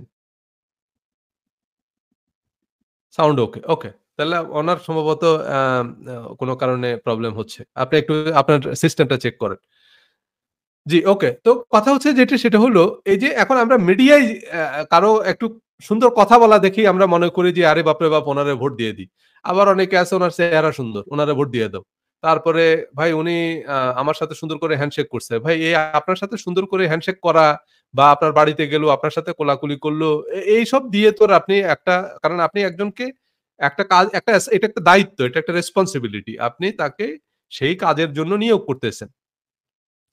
সো সেই কাজের জন্য যখন আপনি তাকে নিয়োগ করবেন আগে দেখবেন যে সেখানে জব রেসপনসিবিলিটি কি। এরপর হচ্ছে যে যাকে নিয়োগ করতেছেন তার জব প্রোফাইল কি। যেমন আমরা যখন কোন একটা আ প্রতিষ্ঠানে যেমন ধরেন আমাকে যদি কোন একটা ইন্টারভিউ বোর্ডে নেওয়া হয়, যেখানে আপনি ডিজিটাল মার্কেটিং ম্যানেজার হিসেবে কাউকে নিয়োগ দিবেন। তো আমি ১ম এ দেখব যে আচ্ছা ডিজিটাল মার্কেটিং ম্যানেজারের কাজটা কি? মানে ডিজিটাল মার্কেটিং ম্যানেজারকে এই যে পার্টিকুলার কোম্পানির জন্য আমি লোকটাকে নিয়োগ দেব, এই পার্টিকুলার কোম্পানির ডিজিটাল মার্কেটিং ম্যানেজারের মেইন কাজটা কি হবে? তার জব ডেসক্রিপশনটা কি? সেইটা আগে আমাকে জানতে হবে। কারণ সেই প্রতিষ্ঠান কি ধরনের ডিজিটাল মার্কেটিং অপারেট করে এবং সেখানে কাজটা কি হবে একজন ডিজিটাল মার্কেটিং ম্যানেজারের? দেন যেই ক্যান্ডিডেট আসবে আমি দেখব তার জব প্রোফাইলটা কি? মানে এই কাজটা করার মতো প্রয়োজনীয় নলেজ, এক্সপেরিয়েন্স এবং স্কিলস তার আছে কিনা? সেটা আমি দেখব। তার জব প্রোফাইল এবং আ জব ডেসক্রিপশন ২ টা ম্যাচ করল কিনা? তখন আমি তাকে রিক্রুট করব। তো এখন আমাদের যারা এই ভোট দিচ্ছে, তারা কি জানে যে আমি যে কাজের জন্য একটা লোককে নিয়োগ দিচ্ছি, সেখানকার আসলে জব প্রোফাইলটা কি আর জব ডেসক্রিপশনটা কি? সেইটা আমরা জানি না। 90% মানুষই জানে না। সো এসব দেশের জন্য গণতন্ত্র কোনো ভালো শাসন ব্যবস্থা না। এসব দেশে একদম ফেয়ার ইলেকশন হলেও আপনি বলতে পারবেন যে আমার ইলেকশন ফেয়ার হইছে। কিন্তু সেই ইলেকশন ফেয়ার এর সুফল আল্টিমেটলি আসবে না। সেখানে আপনি দেখবেন যে এই যেটা হবে তখন যেমন অনেক দেশে হয় কি যে শেষ পর্যন্ত এমন সরকার তৈরি হয় যে কোন মানে সরকারই আল্টিমেটলি এককভাবে সরকার গঠন করতে পারে না। তখন এরকম ৪-৫ দল মিলে কোয়ালিশন করে তখন একটা সরকার বানায়।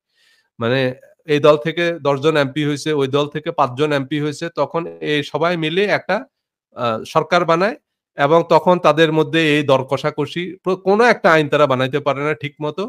আ কারণ যেটাই করতে যায় আরেক দল বিরোধিতা করে। এখন বিরোধিতা করে তারা জাতীয় স্বার্থে না, বিরোধিতা করে তারা নিজেদের স্বার্থে। বিরোধিতা করে তাদের দেন দরবার যে আমারে কত ভাগ দিবা, আমার কি লাভ হবে, আমারে কত টাকার কাজ দিবা, সেই সব নিয়ে তাদের মধ্যে দেন দরবার চলে। জাতীয় স্বার্থে যে তারা সমালোচনা করে তা না। সো তখন এই ধরনের দেশগুলোতে, এই ধরনের দুর্নীতিপ্রবণ দেশগুলোতে বা এই ধরনের যেখানে আমাদের ওইরকম গণতান্ত্রিক ইনস্টিটিউট গুলো যেসব দেশে গড়ে ওঠে না, মিডিয়া, যেসব দেশে মিডিয়া করাপ্টেড, যেমন আপনি বলবেন যে মিডিয়া তো খবর দিবে। মিডিয়া বাংলাদেশে এক্সট্রিমলি করাপ্টেড। বাংলাদেশে আপনার আপনার আমার মগের মুলুকের অর্থনীতি বইটা পড়ে দেখতে পারেন। বাংলাদেশের মিডিয়ার মতো করাপ্টেড আমার মনে হয় পৃথিবীর আর কোনো দেশে নাই। বাংলাদেশের মিডিয়ার মালিক কারা এটা নিয়ে একটা গবেষণা হইছে। আপনার সেন্টার ফর গভর্নেন্স স্টাডিজ ওনারা একটা গবেষণা করছে প্রফেসর আলী রিয়াজের নেতৃত্বে। বাংলাদেশের সব বড় বড় মিডিয়া হচ্ছে কর্পোরেট হাউসগুলো, বড় বড় কর্পোরেট হাউস। এবং এই বড় বড় কর্পোরেট মানে কি, যারা বাংলাদেশে একেবারে অর্থ পাচারের যারা কিং পিন, তারা হচ্ছে মিডিয়ার মালিক। বাংলাদেশের একেবারে সবচেয়ে বড় বড় যারা প্রভাবশালী ব্যবসায়ী, তারা সব বড় বড় এই মিডিয়ার মালিক। সো মিডিয়ায় যা শুনেন আপনি একদম নির্দ্বিধায় তার উল্টাটা বিশ্বাস করতে পারেন। হ্যাঁ, মিডিয়া বেশিরভাগ ক্ষেত্রেই হচ্ছে মানুষকে মিসগাইড করে। অথচ মিডিয়ার কাজটা হচ্ছে জনস্বার্থে জনতার জোট তৈরি করা। কিন্তু মিডিয়া এই কাজটা উল্টা করে। কারণ হচ্ছে যারা মেইনলি অর্থ পাচারের সাথে যুক্ত তাদেরই হচ্ছে মিডিয়া। এবং তারাই এরকম শক্তিশালী মিডিয়া পোষে যাতে তারা সেগুলো দিয়ে নেগোশিয়েট করতে পারে। সো যেসব দেশে এরকম ফেয়ার মিডিয়া নাই, সেসব দেশে গণতন্ত্র খুবই বিপজ্জনক। কারণ মিডিয়ার মালিক কারা? এই যে যেমন সালমান এফ রহমান হচ্ছে আপনার ইন্ডিপেন্ডেন্ট টিভি, ইন্ডিপেন্ডেন্ট টেলিভিশনের মালিক। তারপরে এই যে আপনারা এই কিছুদিন আগে ইলেকশন হলো যে সেখানে যমুনা টিভির ভূমিকা নিয়ে অনেকে খুব উচ্ছ্বসিত যে যমুনা টিভি হইতেছে ভোটে খুব কারচুপি-টারচুপি দেখাচ্ছে। সো কারণ আপনি জানেন না যে যমুনা টিভিটা আসলে কার। এটা যদি জানেন তাহলে আর আপনি এটা নিয়ে এত এক্সাইটেড হবেন না। যমুনা টিভি হচ্ছে যমুনা টিভির মালিক যিনি সালমা মানে এই যে এই যে মানে ইয়ের এই যে যমুনা গ্রুপের যিনি চেয়ারম্যান আরকি আবুল খায়ের, এই যে আ বাবুল সাহেবের ওয়াইফ। সো উনি হচ্ছে আ ওই সালমান এফ রহমানের সাথে ইলেকশন করছে আরকি জাতীয় পার্টি থেকে। তো ওই আসনগুলোতেই উনার টেলিভিশন চ্যানেলগুলো গিয়ে প্রত্যেকটা কেন্দ্রের সামনে বসে আছে উনার এই যমুনা টেলিভিশনের সব ক্যামেরা-ট্যামেরা নিয়ে সেখানে উনারা কারচুপিগুলো দেখাচ্ছেন। কিন্তু এটা এখন সেই কারচুপি দেখানো মানে উনি যমুনা টিভি খুব সৎ কাজ করতেছে তা না। ওনাদের মালিকের পক্ষে কাজ করতেছে। সালমা ইসলাম, ইয়েস। সো সালমা ইসলাম যেহেতু সালমান এফ রহমানের বিপক্ষে ইলেকশন করছে ওই আসনে, এবং ওই আসনের ভোট কেন্দ্রগুলোর কারচুপি বা এই যে জাল ভোট দিচ্ছে, এই দিচ্ছে, সেই দিচ্ছে সেগুলো দেখাচ্ছে। আর মিডিয়া যা দেখায়, মিডিয়া এরকম রিপোর্ট তৈরি করার জন্য এখন মিডিয়া ওরকম লোক রেডি করে রাখে। তারাই একজনকে দিয়ে মারামারি করায়, সেগুলো রেকর্ড করায়, তারাই দেখায় যে এখানে প্রচুর মারামারি হইছে। এগুলো রিপোর্ট বানানো এখন কোনো বিষয় না। এখন সবকিছুই হচ্ছে নাটক। একবারে যা দেখতেছেন নাটক। সো নাটক এখন খবর সাংবাদিকরা খবর হওয়া লাগে না। খবর তারা বানায় নেয়। সো যেই রকম খবর তাদের বানানো দরকার সেইভাবে তারা বানায় নেয়।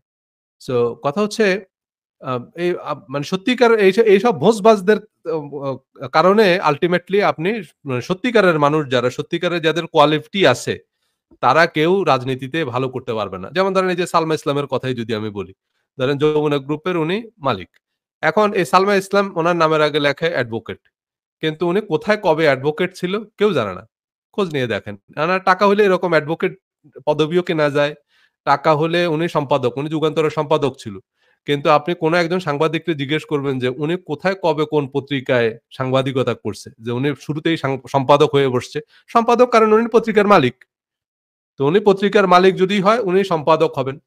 তার মানে কি বাংলাদেশে সম্পাদক হওয়ার জন্য আপনার কোনো একাডেমিক, ইভেন আপনার কোনো নৈতিক যোগ্যতাও থাকা দরকার নেই। কারণ বাংলাদেশে মিডিয়ায় সম্পাদক হওয়ার জন্য, সাংবাদিক হওয়ার জন্য আপনার শিক্ষাগত যোগ্যতা তো থাকার কোনো দরকারই নাই। আপনার কোনো নৈতিক যোগ্যতা থাকাও দরকার নেই। যেমন ধরেন নৈতিক যোগ্যতা, সরকারি চাকরি করার জন্য আপনার একটা নৈতিক যোগ্যতা থাকতে হবে। কোনো ফৌজদারি মামলায় আপনি যদি আ ৳১,০০০ দণ্ডিত হন, মানে কোনো একটা ফৌজদারি মামলায় যদি আপনার ৳১,০০০ জরিমানা হয়, তাহলে আপনি যেই পর্যায়ে থাকেন, আপনি পুলিশের ডিআইজি হলেও আপনার চাকরি চলে যাবে। ৳১,০০০ র বেশি যদি আপনার জরিমানা হয়। তার মানে কি একটা নৈতিক যোগ্যতা আছে কিন্তু। নৈতিক যোগ্যতা যদি না থাকে তাইলে আপনি সেখানে হইতে পারবেন না। আপনি প্রধানমন্ত্রীও যদি হন, নৈতিক স্থলন হলে কিন্তু আপনার পদ চলে যাবে। কিন্তু কোন দৈনিক পত্রিকার সম্পাদক আপনি যদি খুনের মামলায়ও দণ্ডিত হন, তবুও আপনি সে পত্রিকার সম্পাদক থাকতে পারবেন। এরকম কোন আইন নেই। যে খুনের মামলায় দণ্ডিত হইলে সে পত্রিকার সম্পাদক থাকতে পারবে না। সম্পাদক থাকতে পারবেন, সাংবাদিকতা করতে পারবেন আপনি। আপনি যদি গরু চোরও হন, তবুও আপনি সম্পাদক থাকতে পারবেন একটা পত্রিকার। কারণ পত্রিকার সম্পাদক হওয়ার জন্য, সাংবাদিক হওয়ার জন্য বাংলাদেশে তার কোনো নৈতিক যোগ্যতা থাকা লাগে না।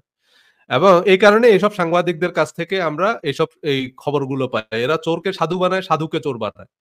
সো সেসব জিনিসগুলো নিয়ে আরেকটা পর্বে আলোচনা করব। আজকে আর ওইদিকে যাচ্ছি না। সো যেসব দেশে ওরকম মিডিয়ার এই রেসপন্সিবিলিটি নাই, সেসব দেশে গণতন্ত্র ভালো সরকার ব্যবস্থা না। সো যাই হোক, সরকারের দক্ষতা অত্যন্ত গুরুত্বপূর্ণ বিষয়। আ মানে আমি কোন কিছুকে সমর্থন করতেছি না। কিন্তু আমি একই সাথে এটা বলতেছি যে আমাদের গণতন্ত্রের জন্য আগে গণের কোয়ালিটি ইমপ্রুভ করতে হবে। গণ যেরকম হবে তন্ত্রও সেরকম হবে। সো এজন্য আপনি মাঝখান থেকে হঠাৎ করে যদি মনে করেন যে আমি আমেরিকার মতো গণতন্ত্র চাই, আমেরিকার মতো গণতন্ত্র আপনি চাইলেও পাবেন না। তো আমেরিকার মতো গণতন্ত্র আপনি কি এটা মামার বাড়ির আবদার নাকি? এটা একদিনে হয় নাকি? সো কথা হচ্ছে আপনার এই যে গণতন্ত্র, আমেরিকার গণতন্ত্র তো একদিনে তৈরি হয় না। গণতন্ত্রের জন্য আমেরিকাকে দীর্ঘ সংগ্রাম করতে হইছে। এই যে আব্রাহাম লিঙ্কন বক্তৃতা দিয়েছে না? "Democracy is the government of the people, for the people, by the people." উনার যে বিখ্যাত গেটিসবার্গ বক্তৃতা। তা শেষ পর্যন্ত কি হলো? আব্রাহাম লিঙ্কনরে কিন্তু গুলি করে মেরে ফেলছে। সো গণতন্ত্রের জন্য আব্রাহাম লিঙ্কন শুধু বক্তৃতায় দেয় নাই। গণতন্ত্রের জন্য আব্রাহাম লিঙ্কন জীবন দিয়েছে। সো এইভাবে বহু ত্যাগের পর এই আমেরিকার গণতন্ত্র আসছে। এবং এই জিনিসগুলো একটা প্রজন্মের পর প্রজন্ম এইভাবে তৈরি হইছে তাদের মধ্যে। যে গণতন্ত্র। এখন আমেরিকার যে গণতন্ত্রের জন্য যে ইনস্টিটিউট গুলো, সেগুলো সেভাবে তৈরি হইছে। আপনি দেখেন ডোনাল্ড ট্রাম্প এত কিছুর পরেও কিন্তু আবারও কিন্তু আইওয়া ককাসে কিন্তু ডোনাল্ড ট্রাম্প জিতছে। ডোনাল্ড ট্রাম্প আবারও প্রেসিডেন্ট ইলেকশন করবে। এবং ডেমোক্রেটিক যতগুলা পার্টি হচ্ছে সেখানে সে কিন্তু বিপুল ভোটে জিততেছে।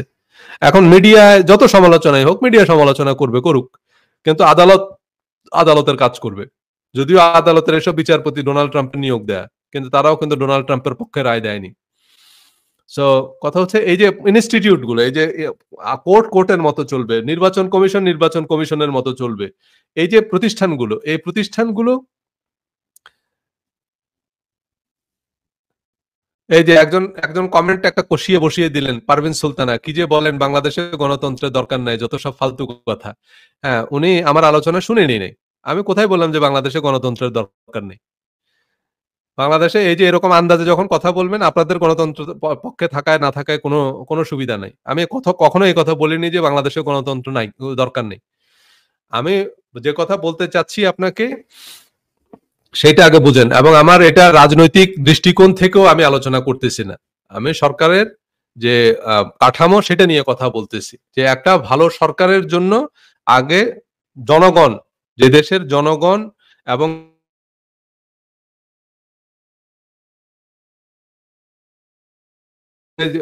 মানে গণতন্ত্র মানে কি আমার জন্য আরেকটা যে বিকল্প, সেই সেই পার্টিকে তো এটা প্রমাণ করতে হবে যে সে আমার জন্য একটা ভালো বিকল্প। কারণ আমার জন্য ভালো বিকল্পও তো থাকতে হবে। সো পলিটিক্যাল পার্টির মধ্যেও তো গণতন্ত্র প্র্যাকটিস করতে হবে। সো আপনি বলতেছেন গণতন্ত্র নাই, কিন্তু যেই পার্টি গণতন্ত্রের জন্য আন্দোলন করতেছে সেই পার্টির মধ্যে কি গণতন্ত্রের চর্চা আছে? সেই পার্টিগুলোর মধ্যে তো গণতন্ত্রের চর্চা নাই। তাই না? সো দেখা যাচ্ছে যে অনেক কোয়ালিটি পারসন উনি কিন্তু বিএনপির চেয়ারপারসন হইতে পারতেছে না। উনি কিন্তু বিএনপির নেতা হইতে পারতেছে না। সো সেখানেও তো গণতন্ত্র নাই। কিন্তু আমেরিকার আগে প্রথম কথা হচ্ছে যে আমেরিকার এই যে ডেমোক্রেটিক পার্টি, রিপাবলিকান পার্টি, সে পার্টির মধ্যেও গণতন্ত্র আছে। সেখানেও এই যে রিপাবলিকান পার্টির মধ্যে জর্জ বুশের ভাই কিন্তু পরবর্তীতে ইলেকশন করতে গেছে। কিন্তু ডোনাল্ড ট্রাম্প নমিনেশন পাইছে। কেন নমিনেশন পাইছে? কারণ হচ্ছে আ ডোনাল্ড ট্রাম্পকে পার্টির যারা নীতি নির্ধারক তারা ভোট দিছে। এমনকি আপনার এই যে পল রায়ান স্পিকার ছিল পার্টির, হাউস স্পিকার। ওনাকে বলছে যে ডোনাল্ড ট্রাম্পের মতো একটা বিতর্কিত ব্যক্তি, তাকে কেন আপনারা নমিনেশন দিচ্ছেন? তো সে বলছে যে যারা আম মানে পার্টির যারা ভোটার, তারা হচ্ছে ডোনাল্ড ট্রাম্পকে ভোট দিচ্ছে। সো আমার তো মানুষের এটা মানুষের চয়েস। তাকে তো আমার মানুষের চয়েসকে তো আমার রেসপেক্ট করতে হবে। কারণ আমার ব্যক্তিগতভাবে ডোনাল্ড ট্রাম্পকে পছন্দ না হইলেও আ যেহেতু মানুষ তাকে ভোট দিচ্ছে, সে প্রেসিডেন্ট। সো ডোনাল্ড ট্রাম্প ইস নাও মাই প্রেসিডেন্ট। এইভাবে করে কিন্তু পল রায়ান বলছে। তো এখন কথা হলো এজন্য একটা ভালো গণতন্ত্রের জন্য শুধু ভোট হঠাৎ করে এসে ভোট ফেয়ার হলো। ভোট ফেয়ার হলে কি হবে? যেমন ধরেন বাংলাদেশে যদি এখন একটা ফেয়ার ইলেকশন হয়, হিরো আলম বাংলাদেশের প্রধানমন্ত্রী হওয়া সম্ভব। কিন্তু এরপরে গিয়ে মাথা থাবড়াবেন যে, হায়, হায় কি করলাম? কিন্তু এটা সম্ভব। কারণ বাংলাদেশের মানুষ একদম ভেড়ার পালের মতো। সো আগে মানুষকে আ আ এই জিনিসগুলো থাকতে হবে যে না। এবং আমেরিকানরা যে ডোনাল্ড ট্রাম্পকে আবার ভোট দিচ্ছে, তারা কিন্তু হুজুগে ভোট দিচ্ছে না। তারা যথেষ্ট বুঝে শুনেই ডোনাল্ড ট্রাম্পকে ভোট দিচ্ছে। ডোনাল্ড ট্রাম্প সম্পর্কে আপনারা যেগুলো জানেন এগুলো হচ্ছে বাংলাদেশের মিডিয়ার কিছু কথা বা এই যে মিডিয়ার কিছু বক্তব্য আরকি। কিন্তু ডোনাল্ড ট্রাম্প প্রেসিডেন্ট হওয়ার মতো যোগ্যতা সম্পন্ন ব্যক্তি। হ্যাঁ? এবং এই কারণেই ডোনাল্ড ট্রাম্পকে আ মা আমেরিকানরা ভোট দেয়। ভোট দিয়ে প্রেসিডেন্ট বানাইছে, হয়তো আবারও বানাবে। কারণ এগুলো শুধু মিডিয়ার বক্তব্য। সো কথা হচ্ছে যে এবং এই যে ইনস্টিটিউট গুলো সেজন্য হঠাৎ করে এসে একটা ভালো সরকার আকাশ থেকে পড়বে না। এইটা তৈরি হওয়ার একটা বিরাট প্রক্রিয়া আছে। সো সরকারের দক্ষতা যাই হোক, সরকার এবং বিরোধী দলও কিন্তু সরকারেরই একটা অংশ। বিরোধী দল একটা ভালো বিরোধী দল সেটাও সরকারের একটা অংশ। শক্তিশালী বিরোধী দল। যেমন ধরেন আমেরিকায় ডেমোক্রেট, রিপাবলিকান। এখন রিপাবলিকানরাও একটা শক্তিশালী বিরোধী দল। যখন ডেমোক্রেটরা ক্ষমতায় থাকে তখন রিপাবলিকানরা একটা শক্তিশালী ভূমিকা বিরোধী দলের ভূমিকা পালন করে। আবার যখন রিপাবলিকানরা ক্ষমতায় থাকে তখন ডেমোক্রেটরা একটা শক্তিশালী বিরোধী দলের ভূমিকা পালন করে। সো এইটা গুরুত্বপূর্ণ একটা জিনিস। এগুলা মিলেই একটা ভালো সরকার তৈরি হয়। কিন্তু আমাদের দেশে বিরোধী দল থাকে না। যেই সরকার যখন থাকে বিরোধী দলকে নিশ্চিহ্ন করে ফেলে। বিরোধী দলকে একেবারে তারা কোণঠাসা করে ফেলে। সো এগুলা ভালো সরকারের লক্ষণ না আরকি। সো সেইটা হচ্ছে গিয়ে বিষয়। এরপর হচ্ছে কূটনৈতিক নৈপুণ্য। কূটনৈতিক নৈপুণ্যটা হচ্ছে যেটা, সেটা হচ্ছে আ যাদেরকে আপনি ডিপ্লোম্যাট হিসাবে নিয়োগ করবেন। তারা যেমন এখন ধরেন আমাদের দেশে এই যে যাদেরকে আমরা যেমন এর আগে যিনি অবশ্য পররাষ্ট্রমন্ত্রী ছিলেন, উনি উনি ডিপ্লোম্যাটিক সার্ভিসে ছিলেন। উনি পররাষ্ট্রমন্ত্রী হিসেবে অনেক বেশি কোয়ালিফাইড এই যে আ আ মোমেন সাহেব যিনি ছিলেন আরকি। তো কারণ উনি এর আগে ডিপ্লোম্যাটিক মিশনে কাজ করছেন। উনি একজন কূটনৈতিক। উনি একজন পেশাদার কূটনৈতিক। এর আগে উনি বিভিন্ন দেশের রাষ্ট্রদূত হিসাবে দায়িত্ব পালন করছেন। কিন্তু এইবার যাকে পররাষ্ট্রমন্ত্রী দেওয়া হইছে আমি জানি না। আ উনার কোন কূটনৈতিক ব্যাকগ্রাউন্ড নাই। সো কেন হঠাৎ করে উনাকে পররাষ্ট্রমন্ত্রী বানানো হলো I don't know. যাই হোক হয়তো প্রতিমন্ত্রী বা অন্যান্যভাবে কোনভাবে কভার করবে। কিন্তু আম আ কূটনৈতিক দক্ষতা সেটা খুব গুরুত্বপূর্ণ। একটা আ কারণ আমাদের দেশে অনেক পররাষ্ট্রমন্ত্রী আছে যারা কূটনৈতিক ব্যাকগ্রাউন্ড থেকে আসেনি। কিন্তু তাদেরকে পররাষ্ট্রমন্ত্রী বানিয়ে দেয়া হয়েছে। কিন্তু আমেরিকার মতো দেশে সেই জিনিসগুলো একটু আ ডিফিকাল্ট আরকি। সেই জিনিসগুলো করা যায় না। যেমন ধরেন Hillary Clinton secretary of the state বা যারা এরকম সেক্রেটারি অফ দ্য স্টেট হয় বা পররাষ্ট্রমন্ত্রীর দায়িত্ব পালন করে তাদের পররাষ্ট্র মিশন বা কূটনৈতিক মিশনে কাজের অভিজ্ঞতা থাকে এবং সেখানে তাদের অসাধারণ নৈপুণ্য দিয়েই আ তারা শেষ পর্যন্ত পররাষ্ট্রমন্ত্রী হয়। কারণ কূটনৈতিক দক্ষতা এটা খুব গুরুত্বপূর্ণ। কূটনৈতিক দক্ষতা যদি না থাকে, কূটনৈতিক নৈপুণ্য না থাকলে একটা দেশ তাদের যেসব রিসোর্স থাকলেও সেগুলো কাজে লাগাইতে পারে না। আর কূটনৈতিক দক্ষতা থাকলে তাদের লিমিটেশনস থাকলেও সেগুলো তারা ওভারকাম করতে পারে। এরপর হচ্ছে জাতীয় চরিত্র এবং মনোবল। ওই যে কথাটা বলছি যে জাতীয় চরিত্র এবং মনোবল, ন্যাশনাল ক্যারেক্টারিস্টিকস অ্যান্ড মোরাল। কারণ জাতীয় চরিত্র এবং মনোবল যদি আ মানে জাতির চরিত্র এই যে আমরা যেটা নিয়ে কথা বলতেছি ন্যাশনাল অ্যাটিটিউড একটা জাতির মনোবল। জাতির মনোবল যদি ইতিবাচক না হয়, তাহলে সে জাতির সরকারও ইতিবাচক হবে না, সে জাতির কূটনৈতিকরাও ইতিবাচক হবে না। জাতি যদি হিরো আলম মার্কা হয়, সে জাতির নেতাও হিরো আলম মার্কাই হবে। হ্যাঁ? সো কথা হচ্ছে যে জাতির চরিত্র। সো আপনি মাঝখান থেকে হঠাৎ করে এসে যদি সোলাইমান আলাইহিস সালামের মতো বাদশা আশা করেন, হবে না। যে জাতি যেরকম সে জাতিকে আল্লাহ সেরকম বাদশাহী দিবেন। হ্যাঁ? সো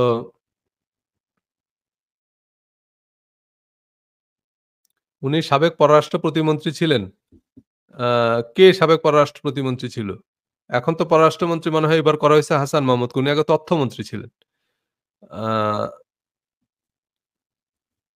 আমি আমি যেমনটা জানি আরকি। যাই হোক ওই যে বললাম বাংলাদেশের রাজনীতি নিয়ে আমি আসলে খুব একটা খোঁজ খবর রাখি না। চোখে পড়ল সেটুকুই শুধু দেখলাম আরকি।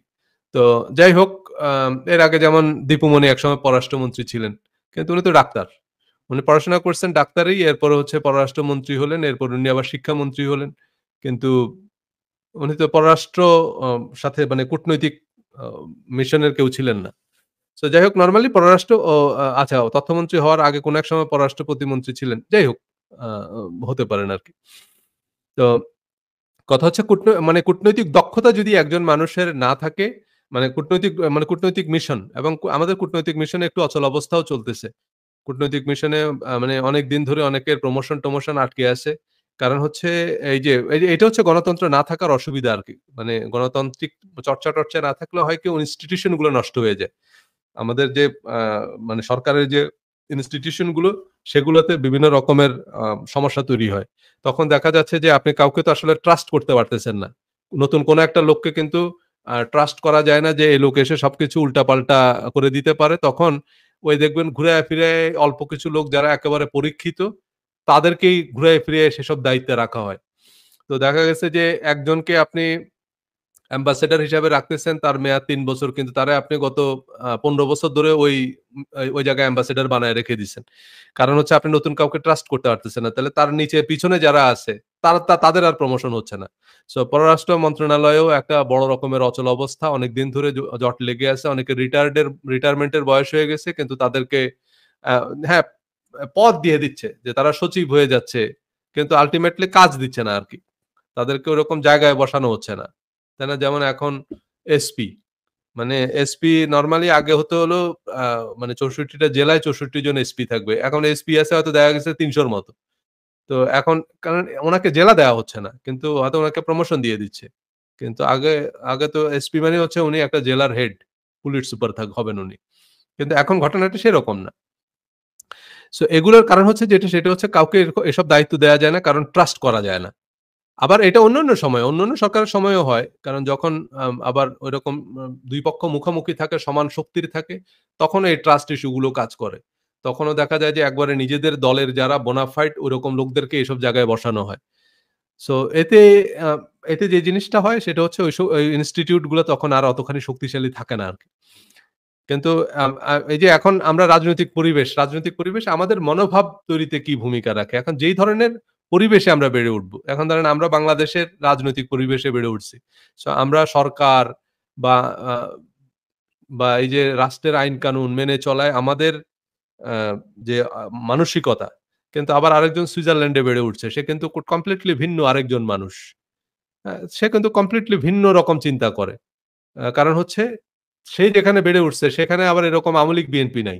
সেখানে সরকার, প্রশাসন সেগুলোর নিয়ম মোতাবেক চলে। আমেরিকাতে পুলিশ, এটা ডেমোক্রেট রিপাবলিক এই দিয়ে আপনি পুলিশে নিয়োগ পাবেন না। আপনি পুলিশে নিয়োগ পরীক্ষায় গিয়ে যদি বলেন যে আমি ডেমোক্রেটিক পার্টি, আমার পার্টি এখন ক্ষমতায়, বলবে যে তো তুমি ডেমোক্রেটিক পার্টি তো কি হইছে? মানে এটার জন্য আপনার পুলিশে আপনি ডেমোক্রেটিক পার্টি না, রিপাবলিকান পার্টি, এটা আপনি ব্যবসা করেন, চাকরি করেন, আপনাকে কেউ এটা জিজ্ঞেসও করবে না আমেরিকায়। হ্যাঁ, কিন্তু বাংলাদেশে কোনো একটা দোকান, মানে ধরেন গ্রামের একটা মার্কেট, সেখানে আপনি একটা দোকান বরাদ্দ নিবেন, সেটার জন্য আপনার আওয়ামী লীগ, বিএনপি হওয়া লাগবে। মানে যদি আপনি আওয়ামী লীগ না করেন, তাইলে আপনাকে গ্রামের একটা দোকান, সেখানে আপনার দোকানও বরাদ্দ দিবে না, গ্রামের একটা মার্কেটে। জেলা পর্যায়ে একটা মার্কেট, সেখানে আপনাকে দোকান বরাদ্দ নিতে হইলেও আপনাকে আওয়ামী লীগ হইতে হবে। বিএনপির সময় বিএনপি হইতে হবে। নাহলে আপনারা সেখানে একটা দোকানও বরাদ্দ দিবে না। অথচ আমেরিকাতে আপনি একেবারে যদি ইলন মাস্ক হন, তাও যদি আপনি বলেন যে আমি প্রেসিডেন্টের ২ চক্ষু দেখতে পারি না, কোন সমস্যা নেই। আপনি ব্যবসা করতে পারবেন। কিন্তু বাংলাদেশে ভাই আপনি যদি বিরোধী দলের হন, আপনার ব্যবসা বিরানভূমি হয়ে যাবে। এই যে পার্টেক্স গ্রুপ, মানে এরকম যেসব গ্রুপগুলো আছে, এগুলা একেবারে বিরানভূমি হয়ে গেছে।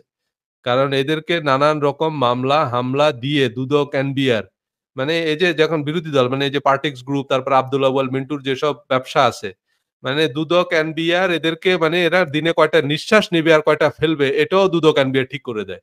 এরা ব্যবসা করতে পারতেছে না।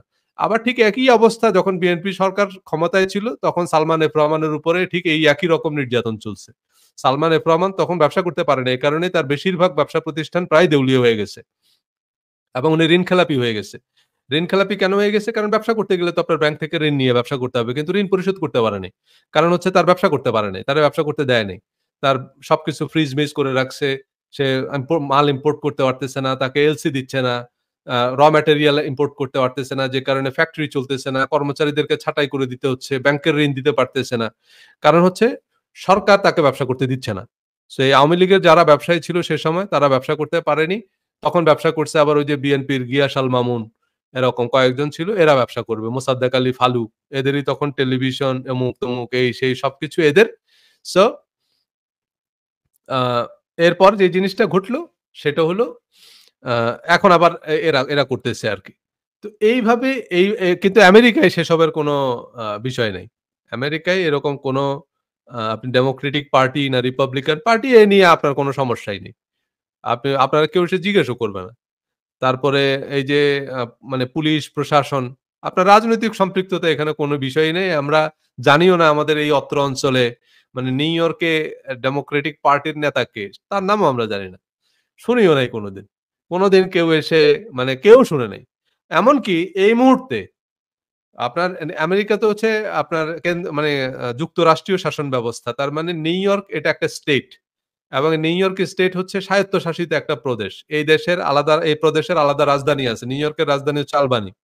আর নিউ ইয়র্কের আলাদা ফ্ল্যাগ আছে। নিউ ইয়র্কের আলাদা আইন আছে। নিউ ইয়র্কে সবকিছু আলাদা। মানে প্রত্যেকটা স্টেট একটা আলাদা রাষ্ট্রের মতো সার্বভৌম। শুধু পররাষ্ট্র এবং প্রতিরক্ষা হচ্ছে কেন্দ্রীয় সরকারের দায়িত্ব। মানে এই প্রত্যেকটা মানে দেশের মতো ৫০ টা স্টেট, এই ৫০ টা স্টেট একসাথ হইছে, একটা জোট। সেই জোটের কেন্দ্রীয় মানে কেন্দ্র হচ্ছে মানে ফেডারেল গভর্নমেন্ট হচ্ছে মূলত পররাষ্ট্র এবং প্রতিরক্ষা এই ২ টা দেখে। আর বাকি সবকিছু কেন্দ্রীয় লোকাল গভর্নমেন্ট দেখে। বাট এই লোকাল গভর্নমেন্টের যিনি প্রধান মানে নিউ ইয়র্কের যিনি গভর্নর তার নাম কি? এইটা এই মুহূর্তে যদি আপনি নিউ ইয়র্কের ১০০ জনরে জিজ্ঞেস করেন তার মধ্যে ৬০ জন নাম বলতে পারবে না। যে নিউ ইয়র্কের এখন গভর্নর কে? আমিও বলতে পারব না। আমি নিউ ইয়র্কে থাকি, আমিও জানি না নিউ ইয়র্কের গভর্নর কে? কারণ নিউ ইয়র্কের গভর্নরের নাম জানার আপনার দরকার পড়ে না। নিউ ইয়র্কের গভর্নর ইলেকশনে অল্প কিছু মানুষ ভোট দেয়, তাতেই একজন গভর্নর হয়, উনি চালায়। শুধু আমরা অ্যান্ড্রু কুমোর নাম জানতাম, করোনার সময় উনি খুব ডেসপারেট রোল প্লে করছে। খুব এক্সট্রাঅর্ডিনারি লিডারশিপ রোল প্লে করছে সে কারণে। কারণ নিউ ইয়র্কে যখন করোনা হয়, তখন উনি আ লাইভ টাইপ করতো আরকি। এবং সে কারণে অ্যান্ড্রু কুমোর নাম সবাই জানে। কিন্তু অ্যান্ড্রু কুমার পরে কে গভর্নর হইছে এই খবর কেউই রাখে না। অ্যান্ড্রু কুমার আগেও কে গভর্নর ছিল তাও নিউ ইয়র্কবাসীকে জিজ্ঞেস করলে কেউ বলতে পারবে না। সো এখানে কে গভর্নর, কে আপনার সিনেটর এই খবরও কেউ রাখে না। শুধু প্রেসিডেন্টের নাম জানে। আমেরিকায় শুধু প্রেসিডেন্ট ইলেকশন নিয়ে মানুষ মাথা ঘামায়। এছাড়া আর বাইরে কারো নিয়ে আমেরিকার মানুষ এত খবর রাখে না। আমেরিকার এগুলো নিয়ে বরং বাংলাদেশের মানুষ বেশি খবর রাখে। তাহলে কথা হচ্ছে এখানে আপনার রাজনীতি আপনাকে এফেক্ট করবে না।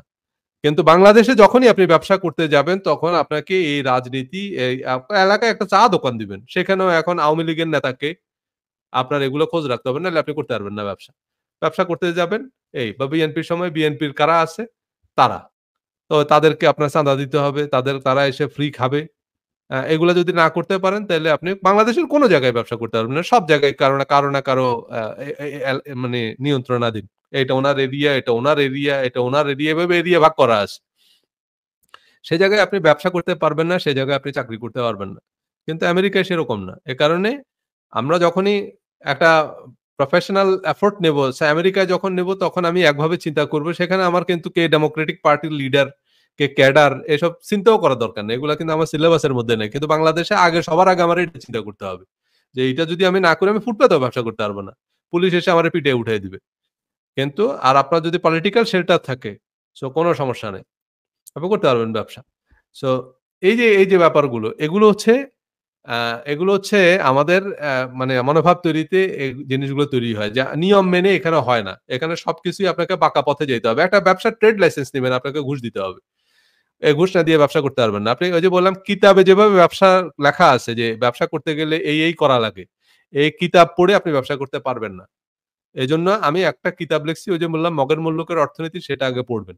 সেগুলা ব্যবসার নরমাল কিতাবে লেখা থাকে না। যেসব ব্যবসার বই পুস্তক কলেজ ইউনিভার্সিটিতে পড়ায় সেগুলোতে এসব কথা লেখা থাকে না। এজন্য আমি ওই বইটা লিখছি। মগের মুল্লুকের অর্থনীতি। কারণ হচ্ছে এইগুলা না জেনে যখন ব্যবসায় নামবেন শেষ পর্যন্ত আপনি দেউলিয়া হয়ে যাবেন। ব্যবসা করতে পারবেন না। কারণ এটাই বাংলাদেশের রাজনৈতিক বাস্তবতা। সেটা নিয়ে হয়তো পরবর্তীতে আমি একটা সিরিজ আলোচনা করব। যাদের বই কেনা সম্ভব না তাদের জন্য। সো যাই হোক, আ তো কথা হচ্ছে যেটা সেটা হলো যে আমাদের এই মনোভাব তৈরিতে আমাদের এই যে রাজনৈতিক পরিবেশের ভূমিকা সেটা অপরিসীম। সেটা আমরা বুঝলাম যে কি ধরনের পলিটিক্যাল এনভায়রনমেন্ট এ আমরা বেড়ে উঠবো। সেই অনুযায়ী কিন্তু আমরা বিহেভ করব। আমাদের কাছে আমরা সেই অনুযায়ী আচরণ করব। যে, যখন আমরা কোন একটা করাপ্টেড পলিটিক্যাল এনভায়রনমেন্ট এ বেড়ে উঠবো, তখন সরকার হই, বিরোধী দল হই, আমরা সবসময় বাঁকা চিন্তাই করব। সবসময় আমরা চাইবো আমাদের লাভ। সবসময় এই যে মানে ওই ওই কিন্তু যখনই আপনি একটা ক্লিন পলিটিক্যাল এনভায়রনমেন্ট এ বেড়ে উঠবেন, তখন আপনি সুনাগরিক হবেন। আপনি আইন মেনে চলায় অভ্যস্ত হবেন। নিয়ম মেনে চলায় আপনি অভ্যস্ত হবেন। তাই না? সবকিছুর মধ্যে এবং সেইভাবে করে নাগরিকরা তৈরি হয়। কারণ আপনি দেখবেন যে না এখানে নিয়ম মেনে সবাই গাড়ি চালায়। হ্যাঁ? এখানে সবাই নিয়ম মেনে রাস্তা পার হয়।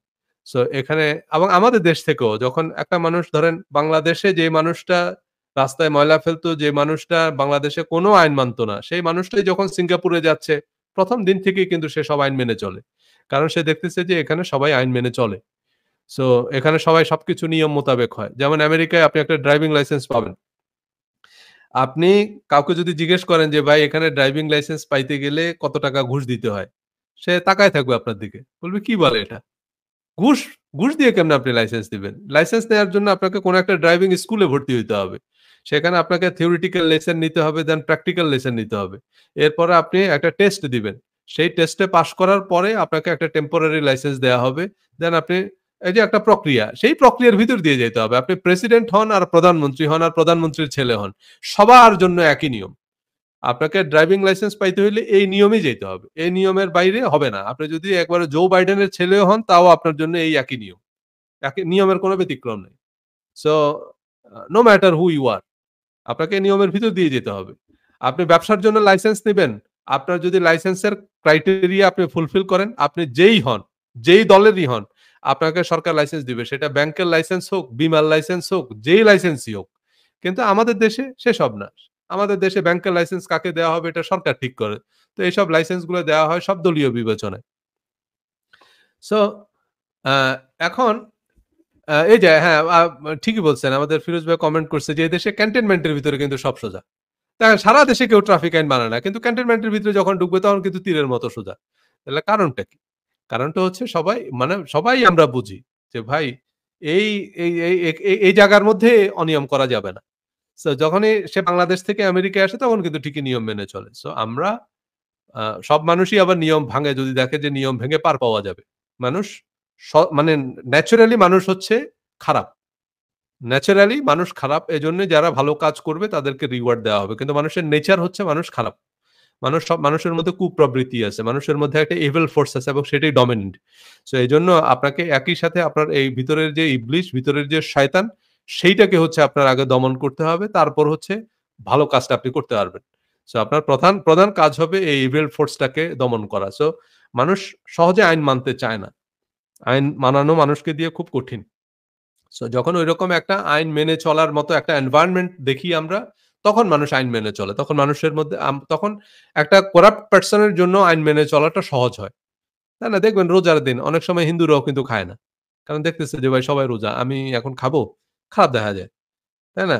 যে রোজা রাখে না সেও কিন্তু রোজার দিনে খায় না। কারণ আশেপাশের মানুষকে যা আমরা করতে দেখি। আশেপাশের মানুষ যখন নিয়ম মেনে চলবে সেইরকম এনভায়রনমেন্ট এ যখন আমরা বেড়ে উঠি, তখন সেখানে একটা সুনাগরিক তৈরি হয়।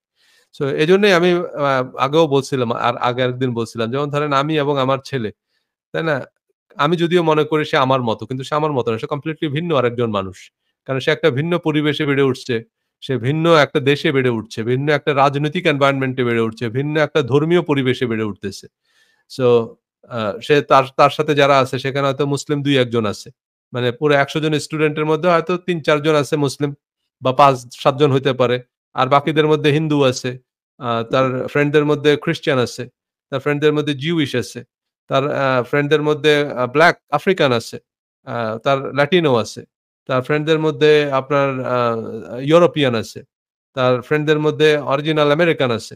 সো এখন এরকম একটা মিক্সড এনভায়রনমেন্ট এ সে বেড়ে উঠতেছে। সে সবার কাছ থেকেই তো বিভিন্ন রকমের দৃষ্টিভঙ্গি, দৃষ্টিকোণ দেখতেছে। সো সে আর আমি কমপ্লিটলি ডিফারেন্ট একজন মানুষ। আর আমি যে গ্রামে বড় হইছি সেই গ্রামে ওই গ্রামের বাইরের মানুষ কেউ ছিল না।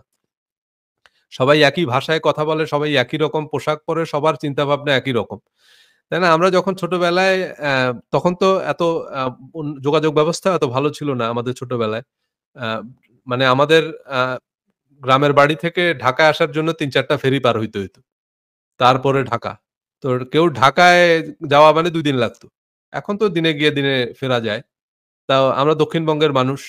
তো যখন কারো কাছ থেকে রংপুরের গল্প শুনতাম, তখন মনে হইতো যে এটা আপনার ধরেন মঙ্গোলিয়া বা সার্বিয়া, বসনিয়া হার্জেগোভিনার মতো অন্য কোনো একটা দেশের গল্প শুনতেছি আরকি।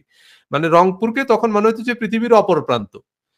কারণ মানে দক্ষিণবঙ্গের মানুষ উত্তরবঙ্গে তো আমাদের চেনা জানা পরিচিত কোনো মানুষকে কোনোদিন শুনি নাই যে রংপুর গেছে বা দিনাজপুর গেছে। কারণ এগুলো এত দূর মনে হইতো আমাদের কাছে। কারণ আমাদের যত মানুষ সব ওই গ্রামের মানুষ। ওই গ্রামের বাইরে আর কোন মানুষকে আমরা চিনতাম না। তো তাদের চিন্তাভাবনার সাথেও আমাদের পরিচিত হওয়ার সুযোগ তৈরি হয়নি। তখন আমাদের কাছে এরকম অদ্ভুত গল্প আমাদের গ্রামে প্রচলিত ছিল। যেমন চাকমাদের সম্পর্কে এরকম কথা আমাদের গ্রামে প্রচলিত ছিল যে চাকমারা মানুষ খায়। চাকমারা হইতেছে গুই সাপ খায়।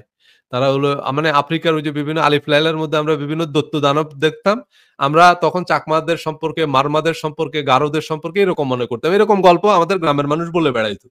বাট পরে যখন আমি ইউনিভার্সিটিতে ভর্তি হইলাম, আমার কয়েকটা খুবই আমার সবচেয়ে বেস্ট ২ ফ্রেন্ডদের মধ্যে ২ জনই হচ্ছে চাকমা। এবং আমার এই যে এক ফ্রেন্ডের বিয়েতে আমি গেলাম রাঙ্গামাটি। আ তারপরে হচ্ছে আরেকটা ফ্রেন্ড আছে, ও হচ্ছে আদিবাসী নেতা।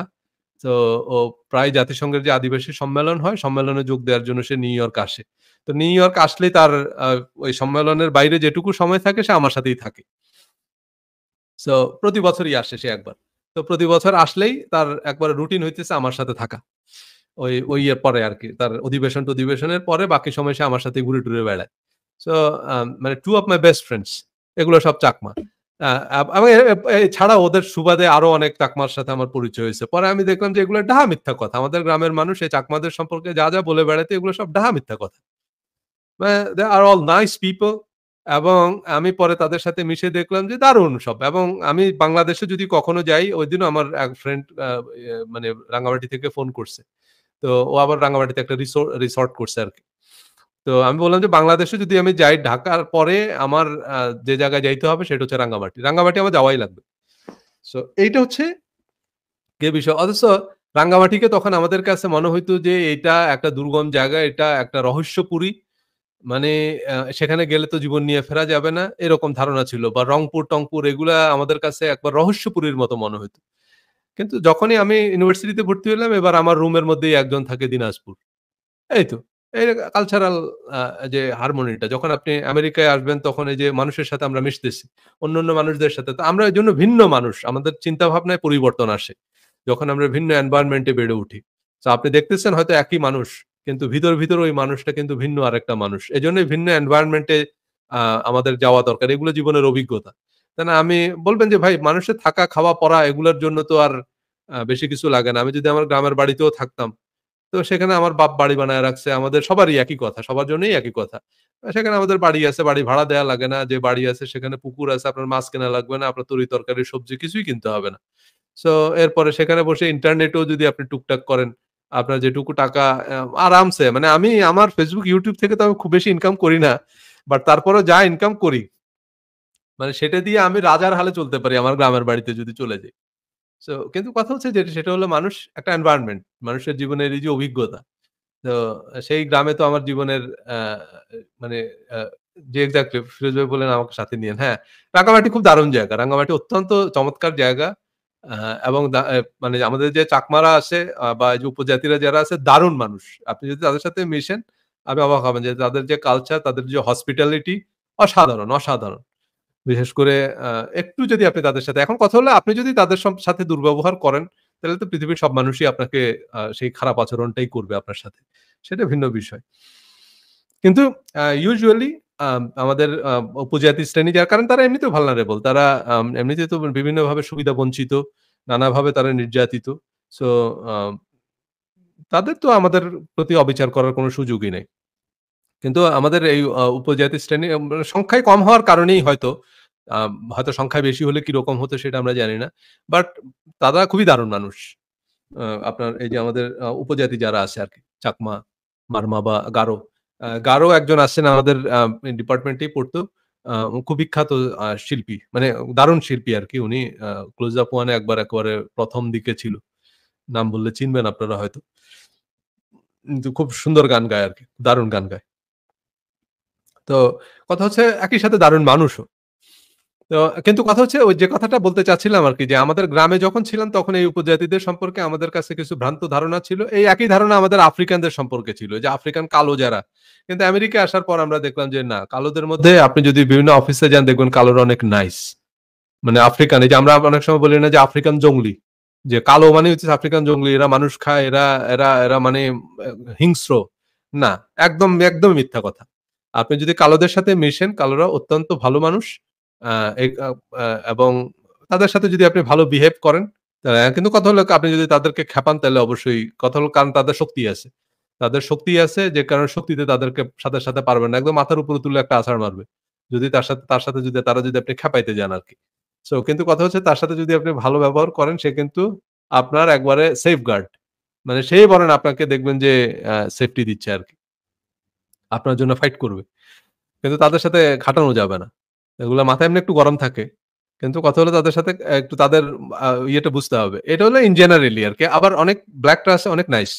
নাইসরা অনেক ভালো পড়াশোনা করে। অনেক ইউনিভার্সিটিতে আছে। আপনি কারণ তারাও অনেক আগে আসছে। অনেক আ স্ট্রাগল এর ভিতরে দিয়ে গেছে তো যে কারণে তারা এখন আমেরিকায় ভালো, ভালো জায়গা করে নিছে। আমেরিকায় বড়, বড় অফিসগুলোতে যদি যান আপনি ব্লাক দেখবেন প্রচুর। বিভিন্ন ইউনিভার্সিটিতে যদি ভর্তি হন সেখানে দেখবেন হার্ভার্ড, এমআইটির মতো জায়গায় প্রচুর ব্লাক স্টুডেন্ট, প্রচুর ব্লাক প্রফেসর।